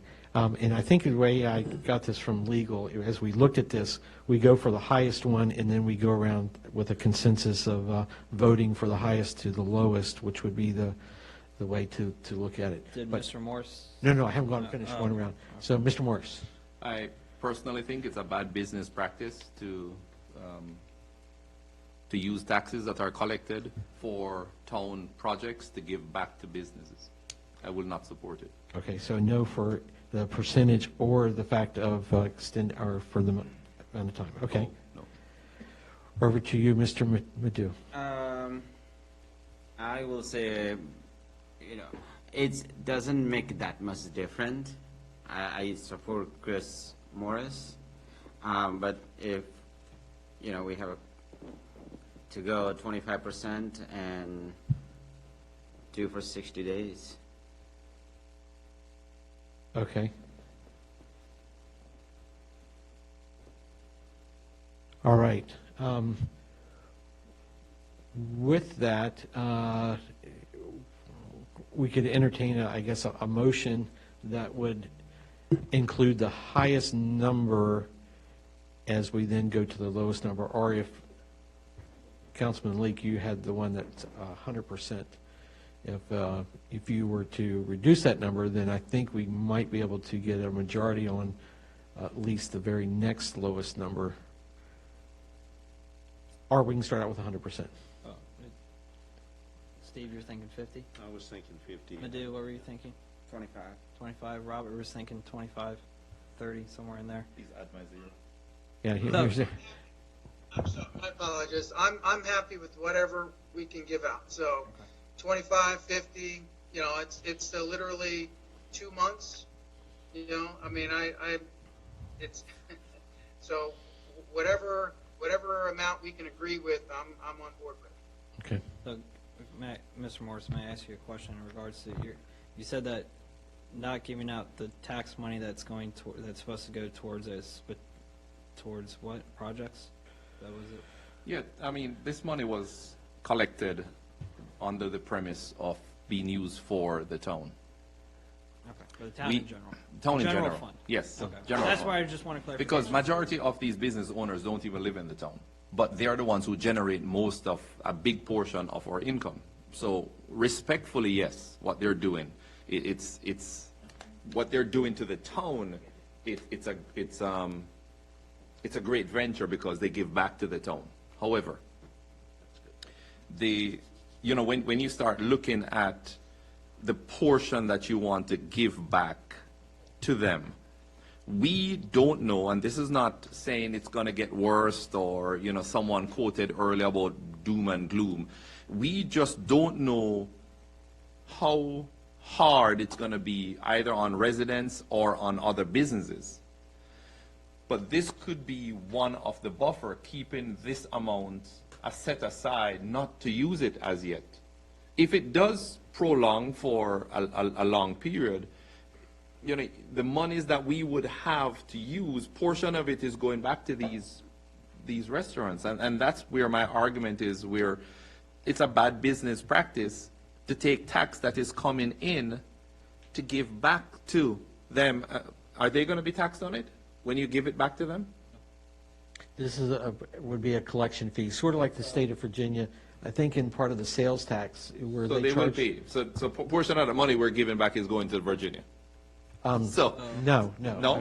No, so per Virginia code, so it says a municipality may also establish by ordinance a discount for the early payment of any such taxes or assessments. I don't see how they would be taxed on it. It's income. It's not an gonna, income. What It's is a it going to tax- be? it was a A tax gift? Is it going to be a gift? Can we ask the attorney? Yeah. It's their style as being a discount, so it's not a gift to them, it's called a discount in the code. And they don't identify exactly how the discount should take place, so you have room, you have some latitude in terms of how you apply the discount. So And so we don't know if it's going to be taxable. it won't be taxable. Okay. So my argument is just that it is being collected. It's not something that these businesses are doing extra. It is tagged onto the prices of their product to give to the town, and that was determined years ago what it was supposed to be used for. So that is just my personal view on giving it back. Okay. That's fine. All right. So just for clarification, years ago, unless there was a sunset clause put on under our Article 5, which quotes miscellaneous tax, which is food and beverage, and there may have been a sunset clause that I'm not aware of, but looking at how this is written, there's nowhere in here where it says the allocation, where it's supposed to be allocated and the disposition of that allocation. So I know we hear it a lot, and I think that was the general purpose, was for streetscape, and then it was supposed to go away. But if that was the true purpose, then they should have put a sunset clause in here. Sure. And they should have not allowed it to do so. But I think they saw it as a revenue line item, and I don't know this because I wasn't on council at that time. But then, I don't want to say shame on them, but in that instance, they should have worded this ordinance differently. Well, But it's not. It well, doesn't that's state where not the a- money is supposed to go. It says it goes we back into our general cannot say fund. shame on them because we've been on council and we could have raised that topic and could have put a sunset clause. So shame on every- us for not picking it up earlier. yeah, in but this every locality. I Yeah, mean, this you're is looking not at- this this is not isn't- about who's at fault here. This is what this council with six council members and the mayor. What is it that we're deciding to do with this? And right now, it looks as if it is almost going to be passed. So I think you're wasting your time even sharing back comments with me because my vote is no. I mean, I think you need to discuss now because this is real democracy. Right. You need to discuss now with the other members who are talking about 25 to 100% to see if you're going to, yes, because you're already going to be voting yes unless a few other people realize that it's a bad business practice and vote no. And discuss what percentage. I think that's what you need to be discussing now. And that's the reason why trying to get the highest Yes, number but here. Mr. Leak asked me a But I question. asked him a Right. question, Right. and that's how it all got about. But I respect your opinion. Yeah. And you may sway me to go I'm on just your telling side. it's about But business practice. That's fine, and that's why I wanted If you clarification. owned a business right now that was down 75%, and as the council, I turn around and give you $400, is that really going to help your restaurant? I believe it probably think would not help it, but look at $2,400 coming back to the town. How much more could we help? I would rather see all of that money taken and support the food pantry to help the people who are living in the town of Haymarket that can't afford a meal. I would rather see all of that money being collected instead of giving it back to these businesses. I'd rather see that money being collected and given to the home that is down here for families, for women, the women's shelter, carried to full term. I would rather see all of that money poured into the town to help some people who cannot afford the basic necessities right now, instead of giving it back to a business that they can do more to get more business. I'm telling you, you go and see how are they advertising to the max? No, because people think there's that silver lining next week. I would love to, I don't think we're there as yet, where these businesses are doing their utmost best to go out and drop. I have not seen one flyer on my doorstep, and that's more than 6 feet. Walk the neighborhoods, drop off flyers and tell me that the Italian place is open or Cupcake Heaven is open. And my wife works there, she manages it. Drop off flyers and tell me your place is open. Order locally. And then we must take the money, and I'm sorry for being passionate about it. No, I love No. it. No. Good. This is coming around to a question to you then. What about if we did a real estate tax reimbursement out of this year then?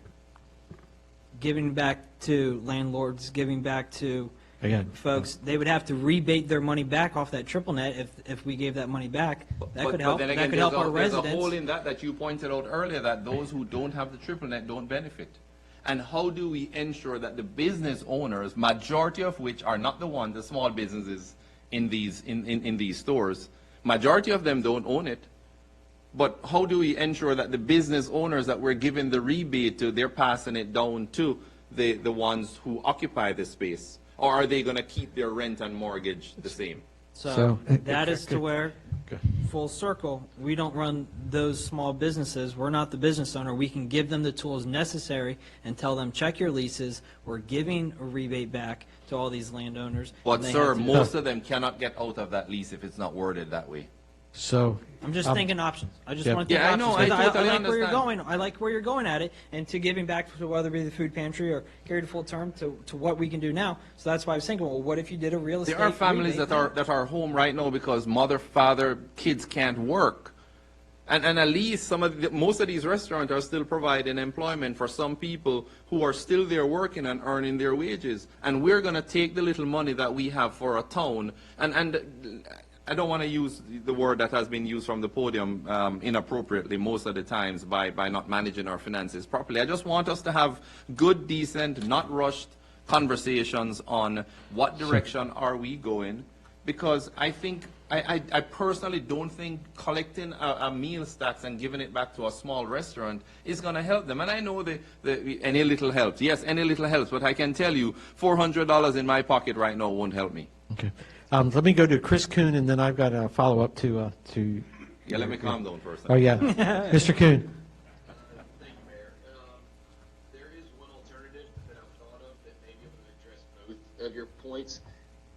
Potentially what we could do in the town is set a percentage. So let's say if it was 25% for 2 or 3 months, instead of giving that money back directly to the restaurants, maybe we do kind of what Middleburg has done and purchase gift cards to those restaurants in the amount of that money. So whatever 25% of meals tax for a given month is, try and go and split it evenly amongst the restaurants in town. And then Councilman Morris, like you were talking about, maybe reach out to Carry to Full Term. I have reached out to Park Valley. I've reached out to Haymarket Baptist, Haymarket Food Pantry to see who's still operating. As of right now, Haymarket Food Pantry is actually giving out gift cards to Walmart. Because that way they can get food, they can get clothes, they can get necessities. So that may actually be a way that we could help everybody. Logistically, it'd be a little more difficult, but I do think that if we were to take that same amount of money and buy, whether it's gift cards at restaurants or maybe identify some other retail businesses that are still open that could help those in need. There's no way to guarantee that it'd be, only Haymarket residents, because if we donated to Carry to full term, I don't think a nonprofit like that would say, oh, I'm sorry, you live across the imaginary line, so we can't help you. But, I still think that they serve predominantly the Haymarket area. So that is, I know we've been discussing this for a while, but to throw something in there, I think that could help both businesses as well as residents in the area. Okay, thank you, Chris. So let's dive, I'm sorry, Mr. Day? Yeah, I just want to say that's a great solution. Kind of solves, but that's a great idea, Chris, one way or the other. That's a great idea. So we dial back the year, it was 2011, if memory serves me correct, and I was asked by a news reporter, said, you're ending the year in black, what's your thoughts on this? And it sounds like, and I was quoted as saying, I think we overcharged our residents, so I think we should give the money back. And that was the year that we actually gave a refund back to every resident, believe business owner, I'd have to think about that, but we gave a refund check. We actually made national news for that decision of the dais to be able to give a proportion of that in the black money back to the residents. So, maybe it's real estate, maybe it's just a refund check, but not a bad idea. I think as we see that we maybe could take a percentage of that monies that we know that if we keep this lean budget and end in June 30th with these numbers, which even worst case scenario, we know we'll be in the black, that maybe that 100,000 or something like that. So maybe we do continue to collect the tax, which is going to be a small amount. We realize that it's prorated of, they're only doing 25% of their normal business. And so by doing that, we allocate a percentage to go back as a rebate to the citizens. What do you think about that?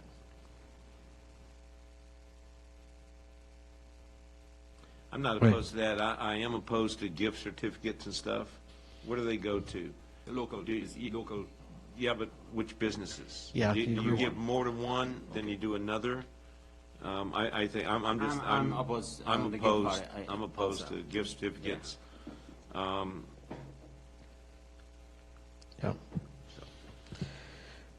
So, back to our original thing to see if we have support for this meals. I'm not sure you've been very passionate. I'm not sure if you swayed anyone over to or. No, it's not my intention Yeah. to sway anyone. It's my intention to cause lively debate, because I think there are a lot of times when, we're here and we see what direction that we have. I started out this discussion being the devil's advocate with Mr. Leak, because he and I we've discussed it before. But I started out, and then I realized, no, I just don't have a solid piece about giving back. And What if you gave back to the businesses and the residents? That way the residents would have the money to spend for the businesses, and we do that. One of the thoughts that crossed my mind was we have 12, 18 restaurants? 21 restaurants that's here. Have we spoken to 21 restaurants, business owners? Mr. Kuhn? I know one business that's closed. It is not, it's closed.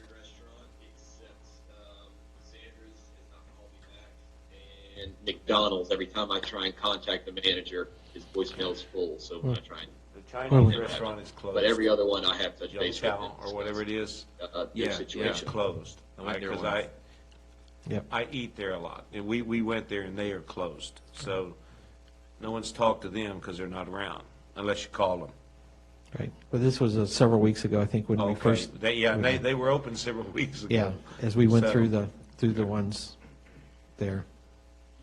So I'd like to continue the discussion because if there's other ideas, I don't want to allocate what in the numbers that I'm thinking are going to be spent in regards to meals tax if we need to count on that revenue to do something else, to give out a real estate, a check back or other avenues there. I think that's where we need to continue discussion and have an informal vote on where we're thinking of going before, because as soon as we pass this ordinance and I'm allocating funds to, that we're not going to have a revenue stream, my numbers aren't going to make sense. So that's where I think if we continue to have this discussion, where are we thinking, where are we going with? And if it comes back to meals, then okay, so be it. But if there's a different way, I think we need to continue to have the informal discussion here and almost an informal vote to understand where we're at, so then we know which direction to move forward with. Because otherwise, as soon as we pass one of these things, I'm thinking X amount's not going to be coming in or X amount's going out in a different place. Well, let's see if we have a consensus with that. Can we put this in form of a motion? No, I don't want to be in the form of a motion yet. And personally, I think, so what ideas do we have on the table? So we have meal Is there stacks. any other way we can help them to go, bring more business from the outside, from the town? I'm sure there is. I mean, Because, our Facebook, if you guys can, if Chris can probably step in and say, have we been promoting every business on our Facebook that is open? So I will say, we've been posting every restaurant. We have not gone to every single business that's a brick and mortar. So we can start that. That was something that we were calling all the businesses to see where they were at, but we were hitting every restaurant. We hit them all over a 4-day period. Every restaurant got hit over a 4-day and period. we had good feedback. We had a lot of shares. We had comments, likes. I mean, we had some of the highest post reactions that we've had on anything. So we hit that strong, and we can come back to the other businesses maybe starting tomorrow. I think the other businesses basically generate their own clientele. Yeah. But we can look at trying, one thing, we can look at trying to share. So let's just say Dogs Day Out says, we're going to open next week for grooming. We can share those posts to help get that word out. Same thing when the salons do open back up. Maybe the same day we hit all 3, or maybe each morning for 3 days, we can do something of that nature. But we can just say, depending on what you share and its appropriateness, we will share it to help people find you. Sorry, Mr. Mayor. I was going to ask Roberta, how many exact business licenses in the town? 150, 180 comes to mind. Okay, between 150 and 180. About 180. 180 businesses in town. Okay. But there again, these could be an LLC that That's true. literally that is not producing a. As far as the restaurants are concerned, I think every week for the first 3 or 4 days, we need to hit all of them. We need to spread them on social media.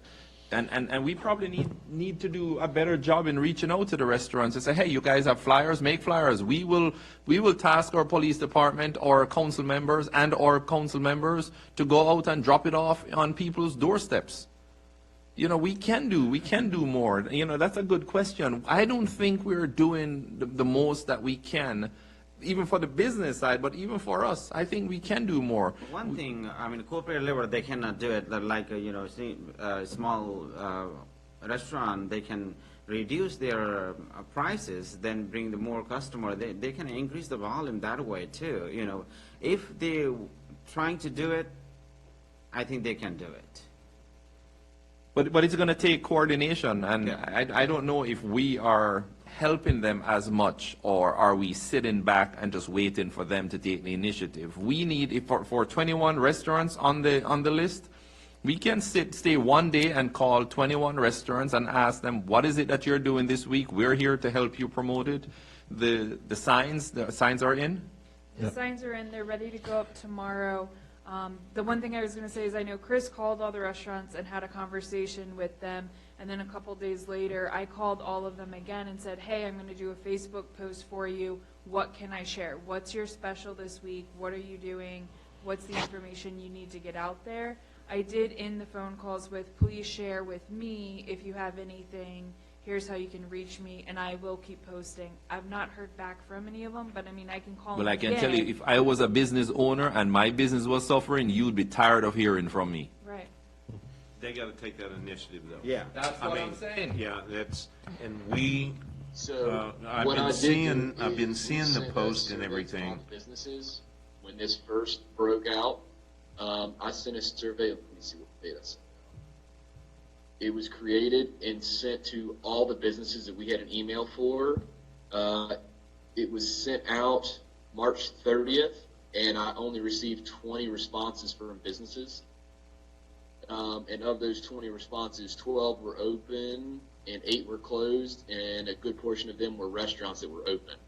So that's what we've never sat back and not done anything. We continue to try and make contact to see how they're being affected and what we can do to help. And this is one of the reasons why we're having this discussion today, is because of the fact that of the restaurants that I had discussion with, let me pull up how many people said. Because I asked them, without trying to lead them any way, shape, or form, just ask them what the town could do to help. A decent amount of them mentioned some type of break on meals tax would assist them. And so I asked them the 4 same questions. I asked if they received the survey via email. I asked them how they changed their normal practice menus, whether it was pickup, drive-through, carry-out options, any of that. I asked them how the business has been affected, if they're down, by how much. Some could just tell me substantial. Some could give me percentages, 15, 20, or 70 to 80%. And then the last thing I asked is, what could the town do to assist?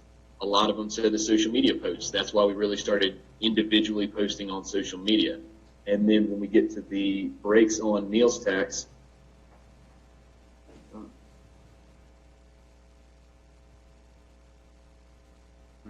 Did we lose you, Chris? no, sorry, I was counting them. 8 of the restaurants that I discussed said that a break of meals tax, without any prompting from me of what would help them, 8 of them had brought up a break on meals tax. And they also included rent and things like that we don't have control over, but at least the meals tax is. So that's one of the reasons why this is before you today. So granted, yes, we didn't instruct them to print out flyers and offer to assist going door to door, but we have been proactive in this whole situation. And don't get me wrong, I don't think I'm saying that we did not do our part. My main concern is I don't think the businesses are there as yet. And if there's anything we can do to prompt them in that direction, that is my concern. I think the town staff has done what they were tasked to do. Yeah, and with the stay-at-home order, I think we're seeing what's happening. The fact that people unfortunately are staying at home. They're listening. They're obviously cooking more and not actually eating out. And if they do, they take advantage of the restaurants. I was going to say, it could be a stretch, and it could be a couple days before we as staff could coordinate this, but maybe this is an opportunity that we coordinate a Zoom call with our businesses, and we just say, maybe if the governor's going to put something out in the next day or two anyway, we can say, look, on Friday morning, we're inviting everyone to join us. And Chris could lead us all in an update. I mean, Kim and I will be here. We can also lead and ask questions. We are here at Town Hall. What can we do to help you? The other thing is, I know Connor gets the emails for Small Business Association, and he's been forwarding them as we can. We share those on Facebook, but we can take those ideas and say, have you thought of X, Y, and Z? These are great resources and ideas. We know it's a hard time, but this is something you could still do. So it might be kind of a virtual business roundtable. It would take us maybe 2 days to coordinate something. For that magnitude. Question, do we need a break? It's 9:10. I do need a break. Yes, if we could take a small break. Last question I have. Sure. Can we, I don't know, we can or now, can we pay like a Facebook, there is a, pay Facebook and, Yelp and like Groupon, those promote like, surrounding area, buy this meal, coordinate with the restaurant, buy meal, and you will get a this % discount. Can town pay for those expenses? Yeah, I don't believe so. I don't. We've got the attorneys shaking his head no. I don't think we can pay, and I wouldn't want to pay for those. Promote business, local area business. Yeah, I wouldn't want to pay for those out-of-town funds. And now I'm playing devil's advocate along with Councilman Morris. Those businesses have to be very proactive, and I think in a lot of cases they are. Could they be more? Probably. But I wouldn't, I certainly wouldn't want to. If, Make- no objection, why don't we payments like take like a 5-minute break here?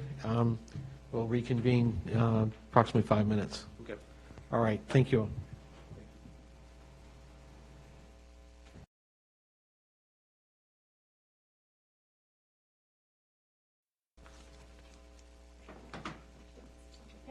All right, we're back live, 9:22 in the evening.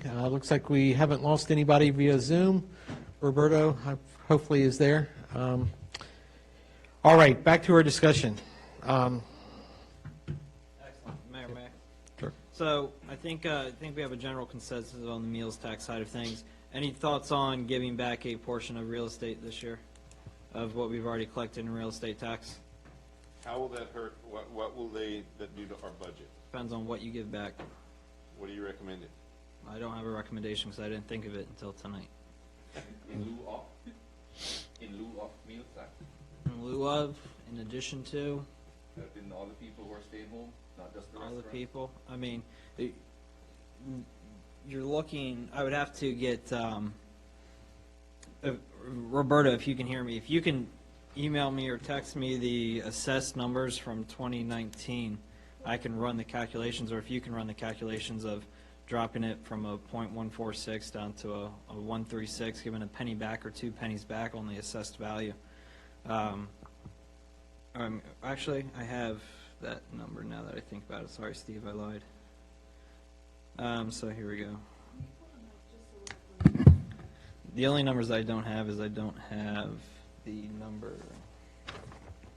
I just don't have our public service corporate real estate number, but last year's assessed values were $251 million, and at a .146, we brought in $367,666, which is accurate, but we actually brought in a little bit more. So if we were to say, at the current rate, if we were to drop that down and give back a penny, that would drop by 367,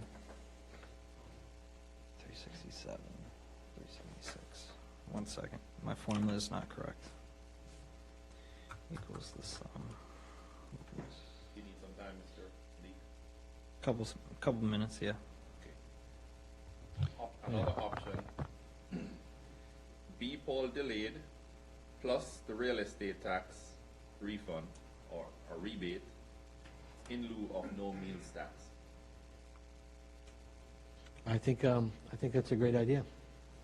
Say that again now? No meals Good job. tax. You made sense, and it's scaring me Yeah. right now because I was set on something. Go ahead. No meals tax refund. Okay. But in lieu of B poll delayed 90 days. Because it's due when right now? April 30th. April 30th. Okay. All right. Delayed, so the businesses would benefit. Yep. And real estate tax rollback .136. Everyone would benefit. I like it. Mr. Kuhn. If that is council's decision, if we would be able to push this decision to the May meeting so that Roberto and I can calculate the cost, just because the rebate back to the restaurants, it's not going to be as substantial. For example, I think if we were to rebate $100 back per real estate tax paying property, it would be $50,000 and some change.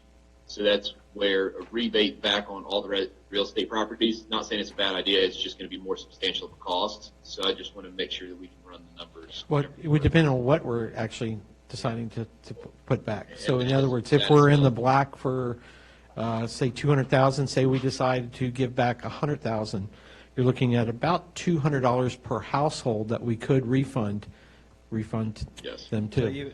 So dropping from a .146 to a 136 on just real estate, not including the public service corporate real estate tax, you're talking, we brought in 376,124. If you dropped it off the assessed value, which was 251,826,600, at a 136, you're talking 342,484. And the delta between the two, so the 376 and the 342, is 33,639 on a penny. If you were to do more than a penny, you'd do 2 pennies. I just like to give options. Come on, man. You're talking Just get this 58,000. idea first, and then you can fine tune it later on with your pennies. 33,000, give back a penny.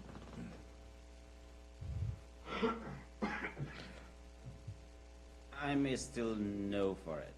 Whatever we have collected, let's, it's for now until I don't want to have a real estate. That's my opinion. But you would give back meals tax to 21 companies when you have 181 businesses in the town.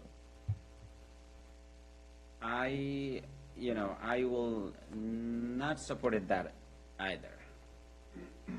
They are collecting tax behalf of the town, as you state. That, I'm always, whatever the way we can help them, I will happy to. Myself, personally, if I need to go in the businesses, I will go and help them. But, the rate, taxes, set up for the, that they are collecting taxes behalf of the town. I'm not supportive, but something, what we can do, that's why I said maybe 25% give them back, they will feel a little bit relief. That's why I said 25%. Other than that, I'm not giving rebate, I'm not supporting for the giving rebate for the real estate tax, giving back to the mill tax, I'm not supportive of. Okay. Councilman Shannon. Are we talking about for a year, 0.136? dropping that? So I think there's two, well, I'll let Councilman. Because here's my question, and I keep saying this. We're going to have a new council. Just for the Hopefully past we're year, here, sir. but, My suggestion is just for the past year. okay. And the new council decides, because the new council might take, I almost said take up residence, but they might take up the council chambers, and this may prolong, which then they're going to have to decide how it is that they're going to do it. But I'm just thinking about right now, there's an immediate need right now, and $33,000, which would be rolling back to 0.136 for the 12-month period ending April 2019. The Start only in reason 2019. I'm in favor of that now is because of the situation we're in. Because I wasn't before. I was for the 0.146. But personally, I would support that. So giving back to the residents, I think I hear a general theme on that. And the way of doing it is through the real estate, maybe a rebate is what looks like we're considering. We have to give that, But- send check back to them, right? Yes. Which we already goes paid to to residents. Each individual. I don't think so. People are expecting that check back. What we did before, back in the day, was that we did that, and everybody's refund was a little bit different because of the way that they paid their taxes. Some that obviously Some had. more than others, but Exactly, that's- exactly. But there they're was. getting something back. Correct. I'm just surprised that it would be just 30,000, because I think in the past, everybody got like a check almost for a couple $100. So the only thing I can tell you is that I have, and because again, I've had this reducing this real estate tax over 5 years. So when I put this plan together, I was going off that our assessed values were $251,826,600. You take that, you times it by a 0.136, and you divide it by 100 because it's per 100 of assessed value. It brings in 342,484. That 342,484 minus what we collected, 376,124, is 33,639. Difference. Now, granted, remember, you still have to include, because if we reduce it for, you can't just reduce it for residential properties, Yeah, you have to nor do it can for you just do it for commercial, nor at the same time, it also affects your public service corporate real estate tax, which in those regards, I don't know what last year's assessed numbers were, but if you utilize this year's assessed values, that would be about 13,000 on top of 13,208 would have to be included in, because you have to give it back to everybody for reducing real estate tax. So you're talking 46, 47. Can we defer this to May? You can defer this to And May. come up to, I mean, Get to an have actual number. the dollar figures. The only thing Yes, that you yes. can't, the only thing that would affect is if we're taking meals off the table, that's the only thing that it would affect, because you have you have a due date that's 6 days away. So I asked for it to be on this agenda because I knew that it would take effect immediately, and you would be able to affect March's numbers. So that's the only thing that you technically have to kind of decide on. Or March doesn't come into play, and you worry about April and May. I mean, there's a couple options, but the only thing that has somewhat of a quote-unquote timeline would there be meals, because it's due on the 20th of each month for the previous month. So that's the only thing. Of money that has already been collected. Yes, sir. That's good. Well, so, Chris, you were too in favor of tabling this for a month so that we have bottom Well, dollar I think figures? we do need to give Roberto and Chris the That time that opportunity. they need to do the proper research, because right now I just spit out this comparison, no meal stacks versus Well, people delayed and. What if we do it just for this past month that's actually coming due? What if we just do it for this 1 month? Do what, sir? The rebate, or excuse me, the incentive for collecting during this past 30 days prior. Meal stacks? Meals tax, just one time. And that, I think the monies that is, it's a small amount, obviously, but there again, as we heard from some business owners, you know, a small amount could actually make a difference. Well, I think us taking, there should not be any doubt in any business owner or any citizen in this town, regardless of what some may say, that we want to do what's best for our town here and for our citizens. So Shannon, speak further into Yeah. anything we can do, I'm in favor of. So if it's, I'm, you know, dropping down to the .136, as I said, I was not in favor of that before. I am now, given the circumstances. But I'd like to see bottom dollars. If those are the exact numbers that Councilman Leak has, then I'm willing, I'm good with it now. But if it's not, and we need to give Chris and Roberto some time to run the figures, I think it's worth waiting another month. I just do, personally. Yep. Just a little reminder is, if you decide to do this with the extension of your B poll. We need to decide. That would need to be made, that decision would need to be made tonight. Tonight. because Right. the It's B April poll 30th. Is due Yep. by the end of the month. Correct. And we've obviously even had one person X for extension for that. Mr. Mayor, that's just one person asking for it, but I think with the other discussions that we have, we can take that off the table, the B poll, and go ahead. I'm in support of going ahead and extending it. I don't think it will hurt us. I think it is something that if we have a draft motion, we can do that and get it off the table.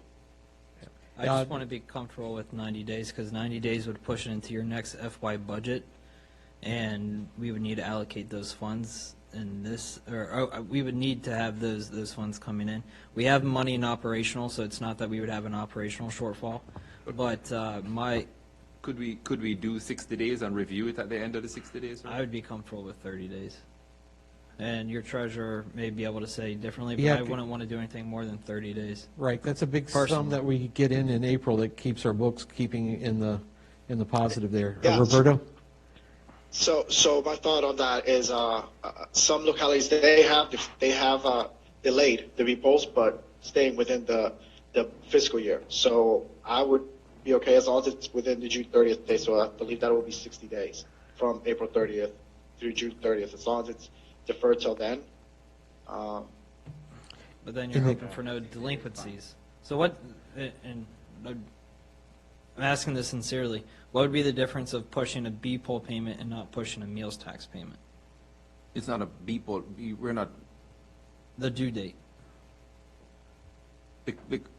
because they have already collected the meals tax from customers. That money was collected on behalf of the town.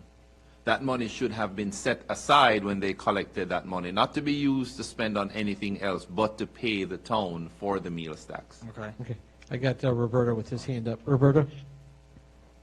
I know the council, this is ultimately your decision, but I do want to give you as much information as I know. For example, the town of Vienna has done something with the meals tax. That what they have done is waive late fees and penalties for the next 60 days for these meals taxes to be paid. But if the business were to pay it on time, instead of getting a 3% discount, they get a 10% discount. That is how they're trying to help these restaurants. That's something that happened really recently. I believe either today or yesterday. It was an emergency meeting that they did. But it's just another thought, since you guys are still talking about the meals tax, just some kind of information that while you guys were talking, I was also trying to look for. My concern with the meals tax is what Chris brought up earlier.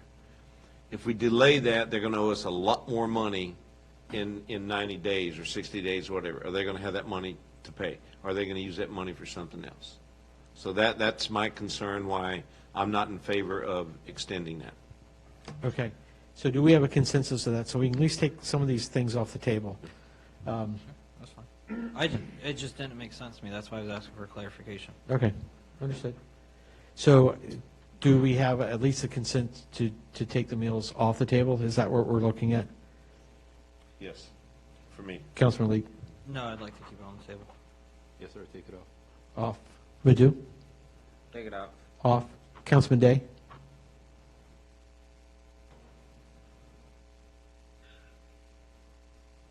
Your question is whether we want to take the meals tax reduction off the discussion. Is that what you're saying? Correct, exactly, for any type of rebate or incentive to pay early or any kind of waiving of, Sure. wait, I got you. Honestly, I mean, whatever we can do to help, I'm willing to help. So, I mean, if it's a dead discussion, that's fine. Move on to something else. But I'm open to doing a meals tax reduction. I'm also open to definitely the real estate tax reduction and the rebate. That would be great. I know we can't do both, so whichever one we have consensus on, I'm all for it. Let's help somebody. there's a majority consensus to go ahead and take that off, so we'll go ahead and remove that from our discussion for today and for right now. Let's go back to one of the other ones that it sounds like maybe we're having at least a majority consensus on, is maybe this real estate rebate discussion. I'm definitely in favor of that. I'd like to see what the bottom numbers are, though.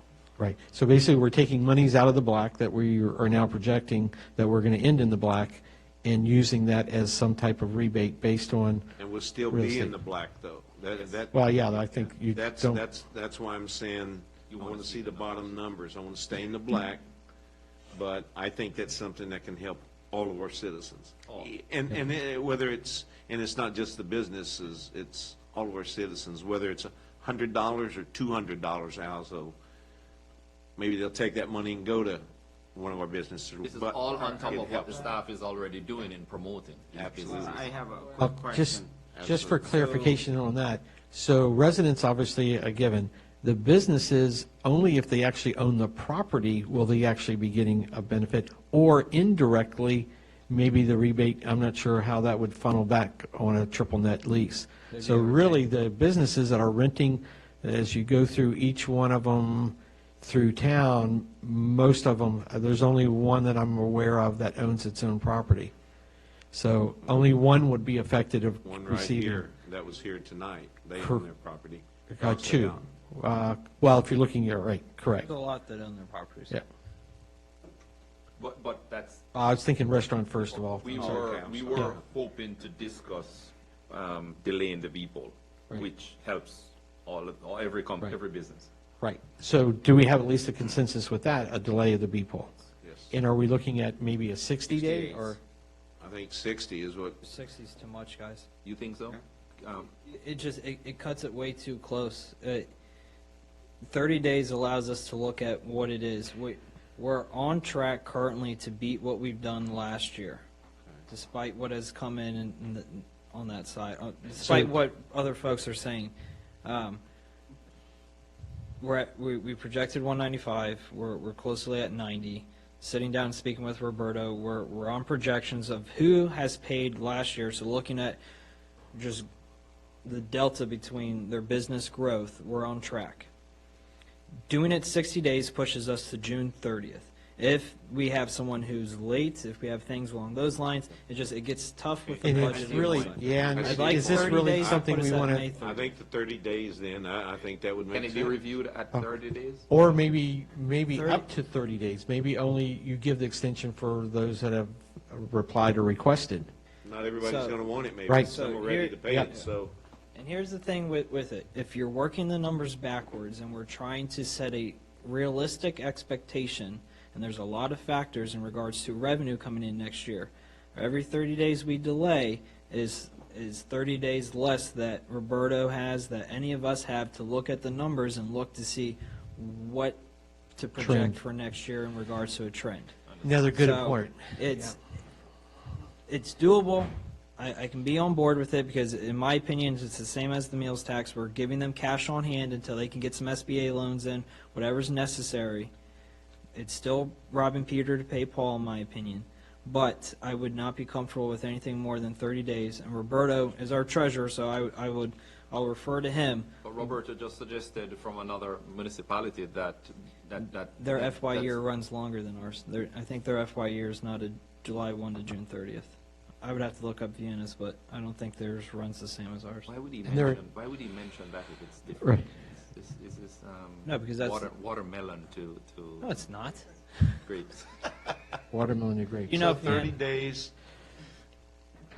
So you're recommending 30, and we can look at it again in another Another 30 days. yes. Could we? And do you do up If it to- would make sense to do that. If- And maybe you don't apply it to as a fact that you give them up to, yep. Because we, as you said, we got some You, maybe businesses, you waive. they're going to you pay on waive- time. You waive any late fees for the Yeah. next 30 days. Yeah. So that way they can pay whenever they can, and they have up to 30 days with no late fees. You achieve the same goal. True, but it's just, I guess, the way we're Right. presenting it. So that way we might still continue to get our numbers in to project for, yeah. Okay. Makes Even we sense. collect in the 60 days, their perception is that we got 30 days. Correct? If we extend 30 days, If we, sometime they will pay delay, means they will have a, they might go for even further than that, is what you're saying, yeah. Obviously a thing. So maybe the form of a motion would be to allow up to 30 days without any penalties, waiving any penalties. It sounds like we might have a consensus. Mr. Kuhn? My recommendation would be on the same lines as what you had, Mayor. I would just put the form of the motion for council to request the treasurer waive penalties and interest on B poll until, and then whichever date you all wanted to choose, if it was May 30th, June 1st, however, and then that way, like you said, you'd be able to continue to get B polls in, and if somebody's having a hard time paying it, then that way they can at least touch base with Roberto, and then he can deal with them on an individual basis. Yep. And that way we can try and help everybody that is feeling it, and they can touch base, and they won't have to pay the penalty and interest if they're a little bit late. Okay. Mr. Day, did you have any comment with this, as we're kind of pushing it forward here? Nope, sounds great to me. All right. Mr. Olan, a form of a motion would be sort of what? I think as you stated before would be fine, Mayor. Okay. Anybody want to? We would need to do it by resolution. Do we have a resolution number? Or do you want to just, maybe we don't have to do it by resolution. I'm just going off of Olan's email. The town by resolution can provide an extension of time for the So it payment of would be by business resolution. by delaying the due date for up to 90 days per Virginia Code 58.1-3916. What page are you? It's not a page. It's an email. I can email it to you. No, just draft it, man. and Yeah. read it. Yeah, he wants to initiate it, I think, I'll come up. Okay. for tonight.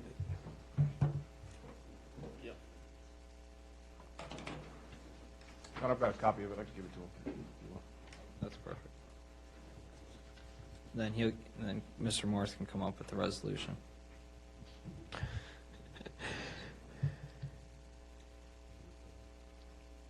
Say you could read the resolution? No, he can come up with the resolution. Oh, I'm sorry. Yeah.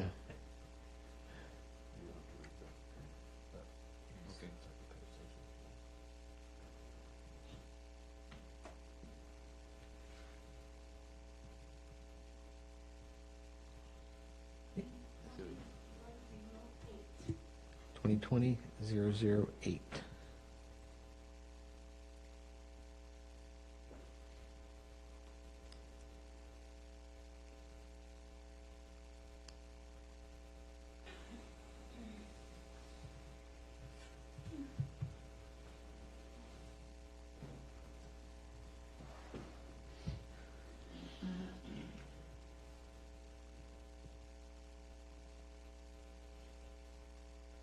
Let me try this. Mr. Mayor? Yes, sir. Resolution number 2020-008.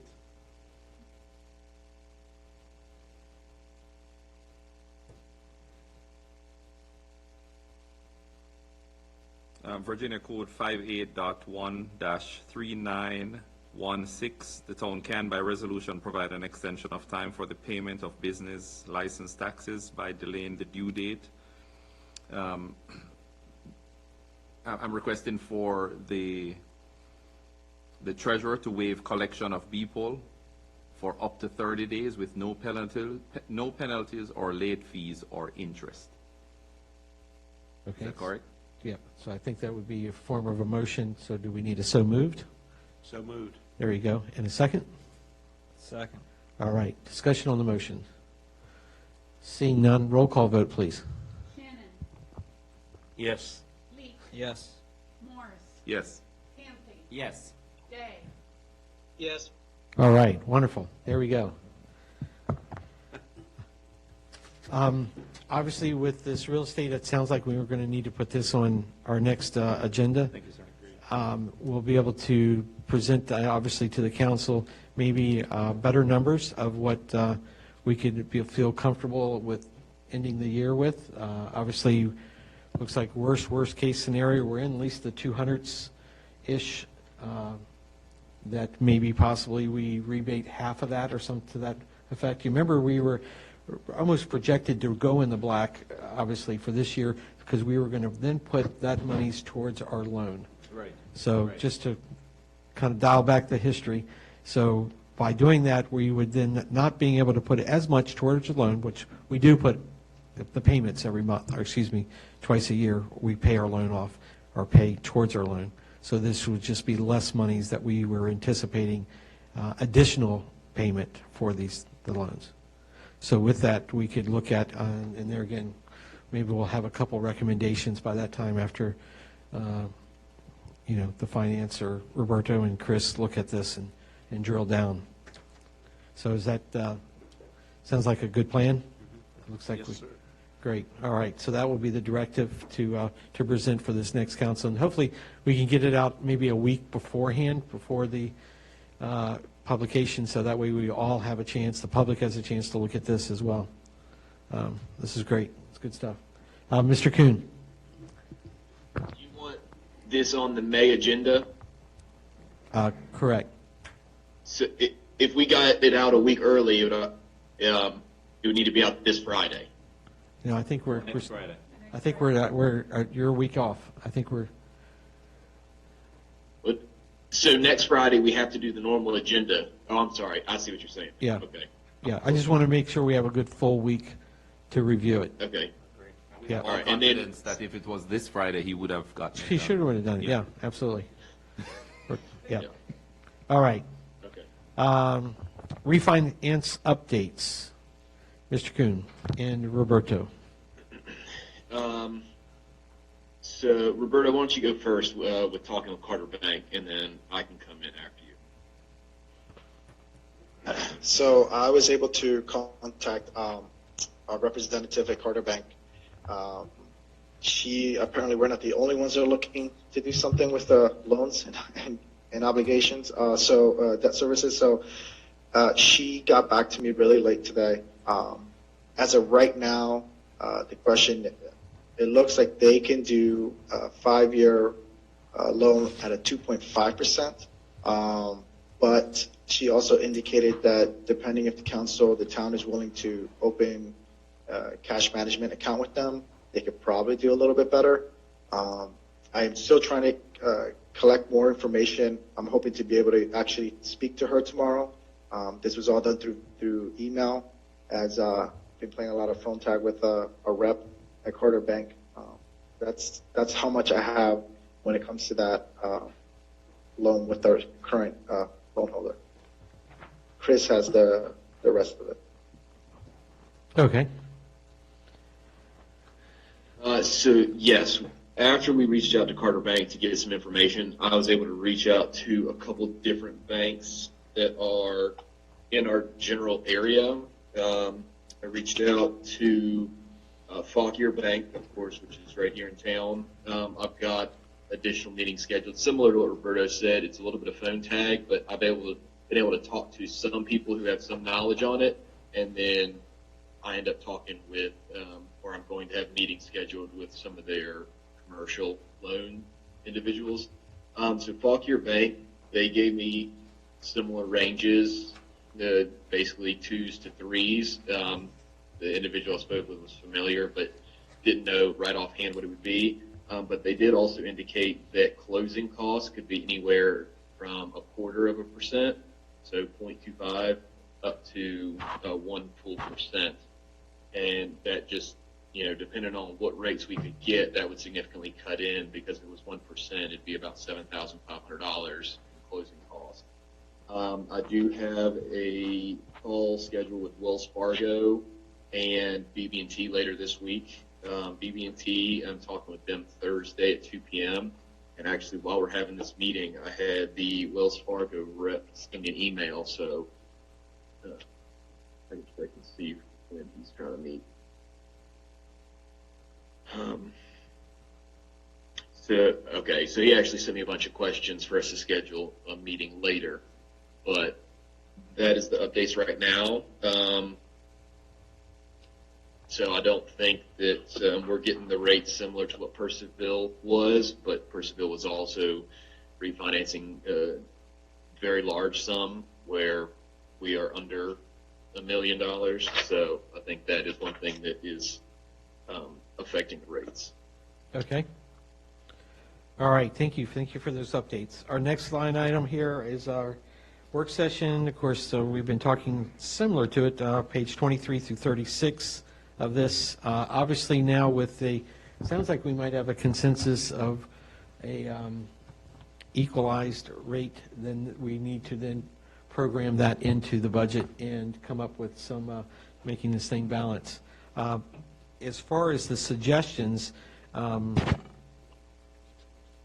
any thoughts regarding that as far as any additional information?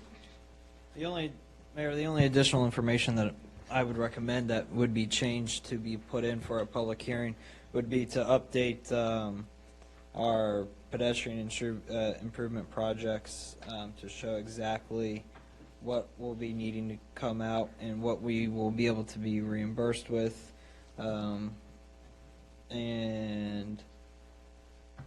making sure Rinker's numbers in there based off of the email that we got on Monday to update that. Making sure that we are updating what we expect to get back from VDOT in the funds match, so updating that on the revenue and expenditure side.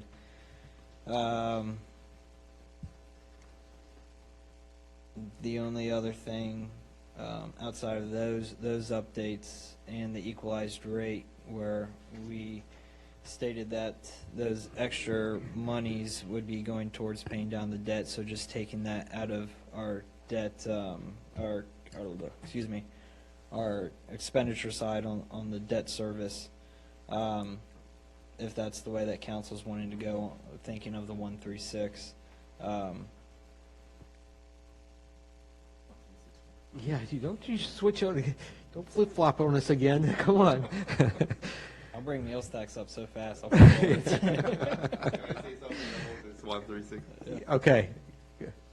I would entertain a .136 if we put together and look at a 3 to 5 year plan in erasing taxes. I have it for you right now, buddy. Yeah, we can discuss that tonight if you'd like to. Tell me how There is late a you want to plan. be here. Because remember, my whole idea in not going .136 Is we thought we was could- to get voted back in July and then discuss it. But I'm willing to forego what I said earlier in, let's start the .136 now, and that puts us on that 3 to 5 year trajectory to eliminate the taxes. Why can't we, let's start now? We're gonna get voted back in, so it doesn't matter, you know? Yeah. Oh, you guys not plan, because I'm gonna get voted back. Yes. Routine. Yeah. Okay. No, yeah, I can get you, I'll put together this presentation with pretty much a 5% increase in assessments, which is below the average. Before you do that, would you want to get the comments back from the other 3 council members and see if we should go ahead with that? I'm with you. Yeah, I think there was pretty much a consensus, I think, before, now that something has changed, to do that. Is that correct, Mr. Day? We'll take Yes. your acknowledgement by our, yes. He's right here, he's not saying anything.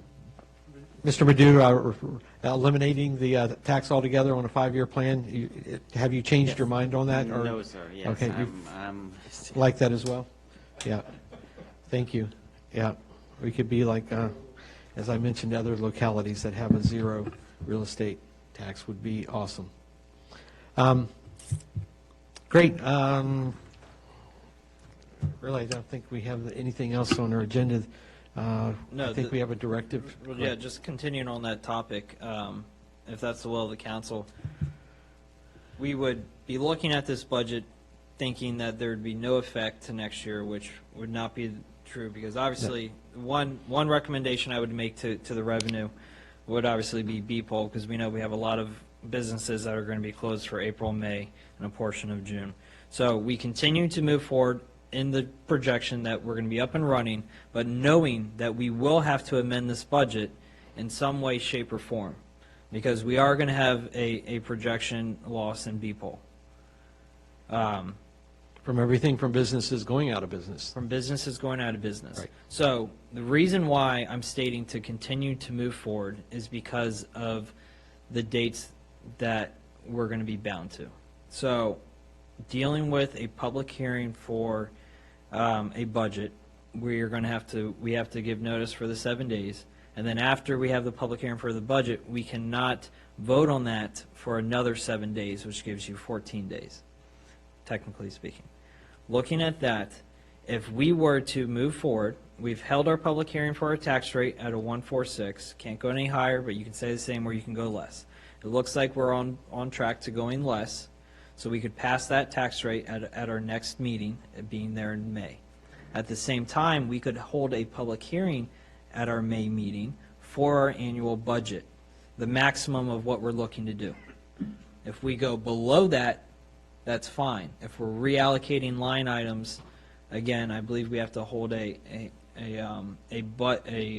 Public hearing. a public hearing. But if we're decreasing line items, there's no issue with that, and we could amend that budget anytime. Go ahead, Chris. The only thing is if we're amending it and the change is more than 1%, we would have to do a public hearing. So that's one thing that I Even did with the mention decrease? even if you're decreasing it. If it's changing it by 1%, I do believe I yield to the town attorney. I think this applies to an increase. I don't think that applies to a decrease. Yeah, I didn't think so for a decrease as well. Yeah. Yeah, Mr. Simmons is thinking it's only if it's an increase of 1%. A line item increase. A line item increase. Okay, so not bottom number, but line item. Correct. So if we were to Right. take, say, our capital improvements, which has, what, $100,000 in it or something, and we were to increase that by more than 1% of that line item, then at that time, that would trigger a public hearing. Yeah. But if we're decreasing, so my way of looking at it is, this would be the maximum budget that we're looking, noting that we're going to make changes to this. Noting that if things do not turn around, changes are going to have to be made to revenues and expenditures. And we're going to get heat from it. We're going to get heat no matter what. but looking at it and being proactive, saying, hey, look, this is our game plan. We're going to be optimistic. Things are going to turn around and things are going to keep going in a forward direction. But there will be some things that we're going to have to decrease and look at and go downward with. But at least start up the top. And just because you allocate money for a particular line item does not mean you have to spend the money for that line item. Well, as we've seen tonight, we've had allocations here that we're now going to use other ways. And so I'm sure it'll get twisted every which way. But at the end of the day, if we're smart and we're responsible with the budget, and hopefully the next council is as well, you finish in the black again, just as we did last year. And the year before, and the year before. And keep going. Yep. So, I think if Roberto can notate those changes, so building our revenue of our real estate around a 136, or an equalized rate. I forget if it's a 135 or a 136, but pretty much the equalized rate, and making the changes on the VDOT side for revenue that would be coming in, as well as the expenditure side, making sure that Rinker is in there now that we have that number from Katie, and then we can just continue to move forward as such. Okay. Any issues with that? Anybody got issues? Nope. Thoughts, comments, concerns? So there again, the council as directed, Mr. Kuhn and Roberto. Takeaways, anything else that we need to discuss tonight? I was just going to piggyback off what Councilman Leake said, is on top of being able to edit it, depending on how it goes up and down, we'll also have a substantial amount of information, because we'll be able to see how, if the governor lifts the stay at home sooner rather than later, we'll have a couple months worth of meals tax collected. So that additional information will help us make better decisions, I think. So just exactly what he said, but I just think we'll be able to utilize all the information on hand to make the best decision if we do it this way. So I'm in full agreement. Okay, all right. Anything else, closing, council? All right, great. All right, I think, Mayor. oh, they're right up front. Yep. Oh, yeah, there we go. Can we zoom in? Looks like we have a tissue box in the way. Here we go. Oh, also from the live shot looks only, yeah, there you go. Hungry? Yep, there we go. Yep. You can zoom in there, Miss. Yep, we're open. One thing, Yes. I don't know, and legal counsel can correct this, can we just direct staff to put the budget notice. public hearing for May 4th? Yes. Or do we need a physical motion? I think you can do as directed. You can do as directed, it's best to do a motion so you cover that base. Okay. There's no Mayor, question about- I'm making a motion to direct staff to advertise for our annual budget public hearing for May 4th, 2020. Second. Second, discussion on it? All in favor, say aye. Aye. Mr. Day, just for the record, is aye? All right, great. Oh, great question. What time? 7 p.m.? Correct. Yep. Okay. Be one of the first things we do. As directed. Question? Mr. Morris, anything No, closing? sir. No, sir, I'm good. I'm good. Thank you. All right, great. Thank you for entertaining my lively discussion. All right, well, thank you all very much for watching. Thank you for attending. Be safe, stay home. What else could we say? Motion to adjourn. I'll make a motion to adjourn. I'll second it. Seconded by Mr. Panthy. And non-discussion, all in favor, say aye. Aye. All right, Aye. we appreciate, thank you all very much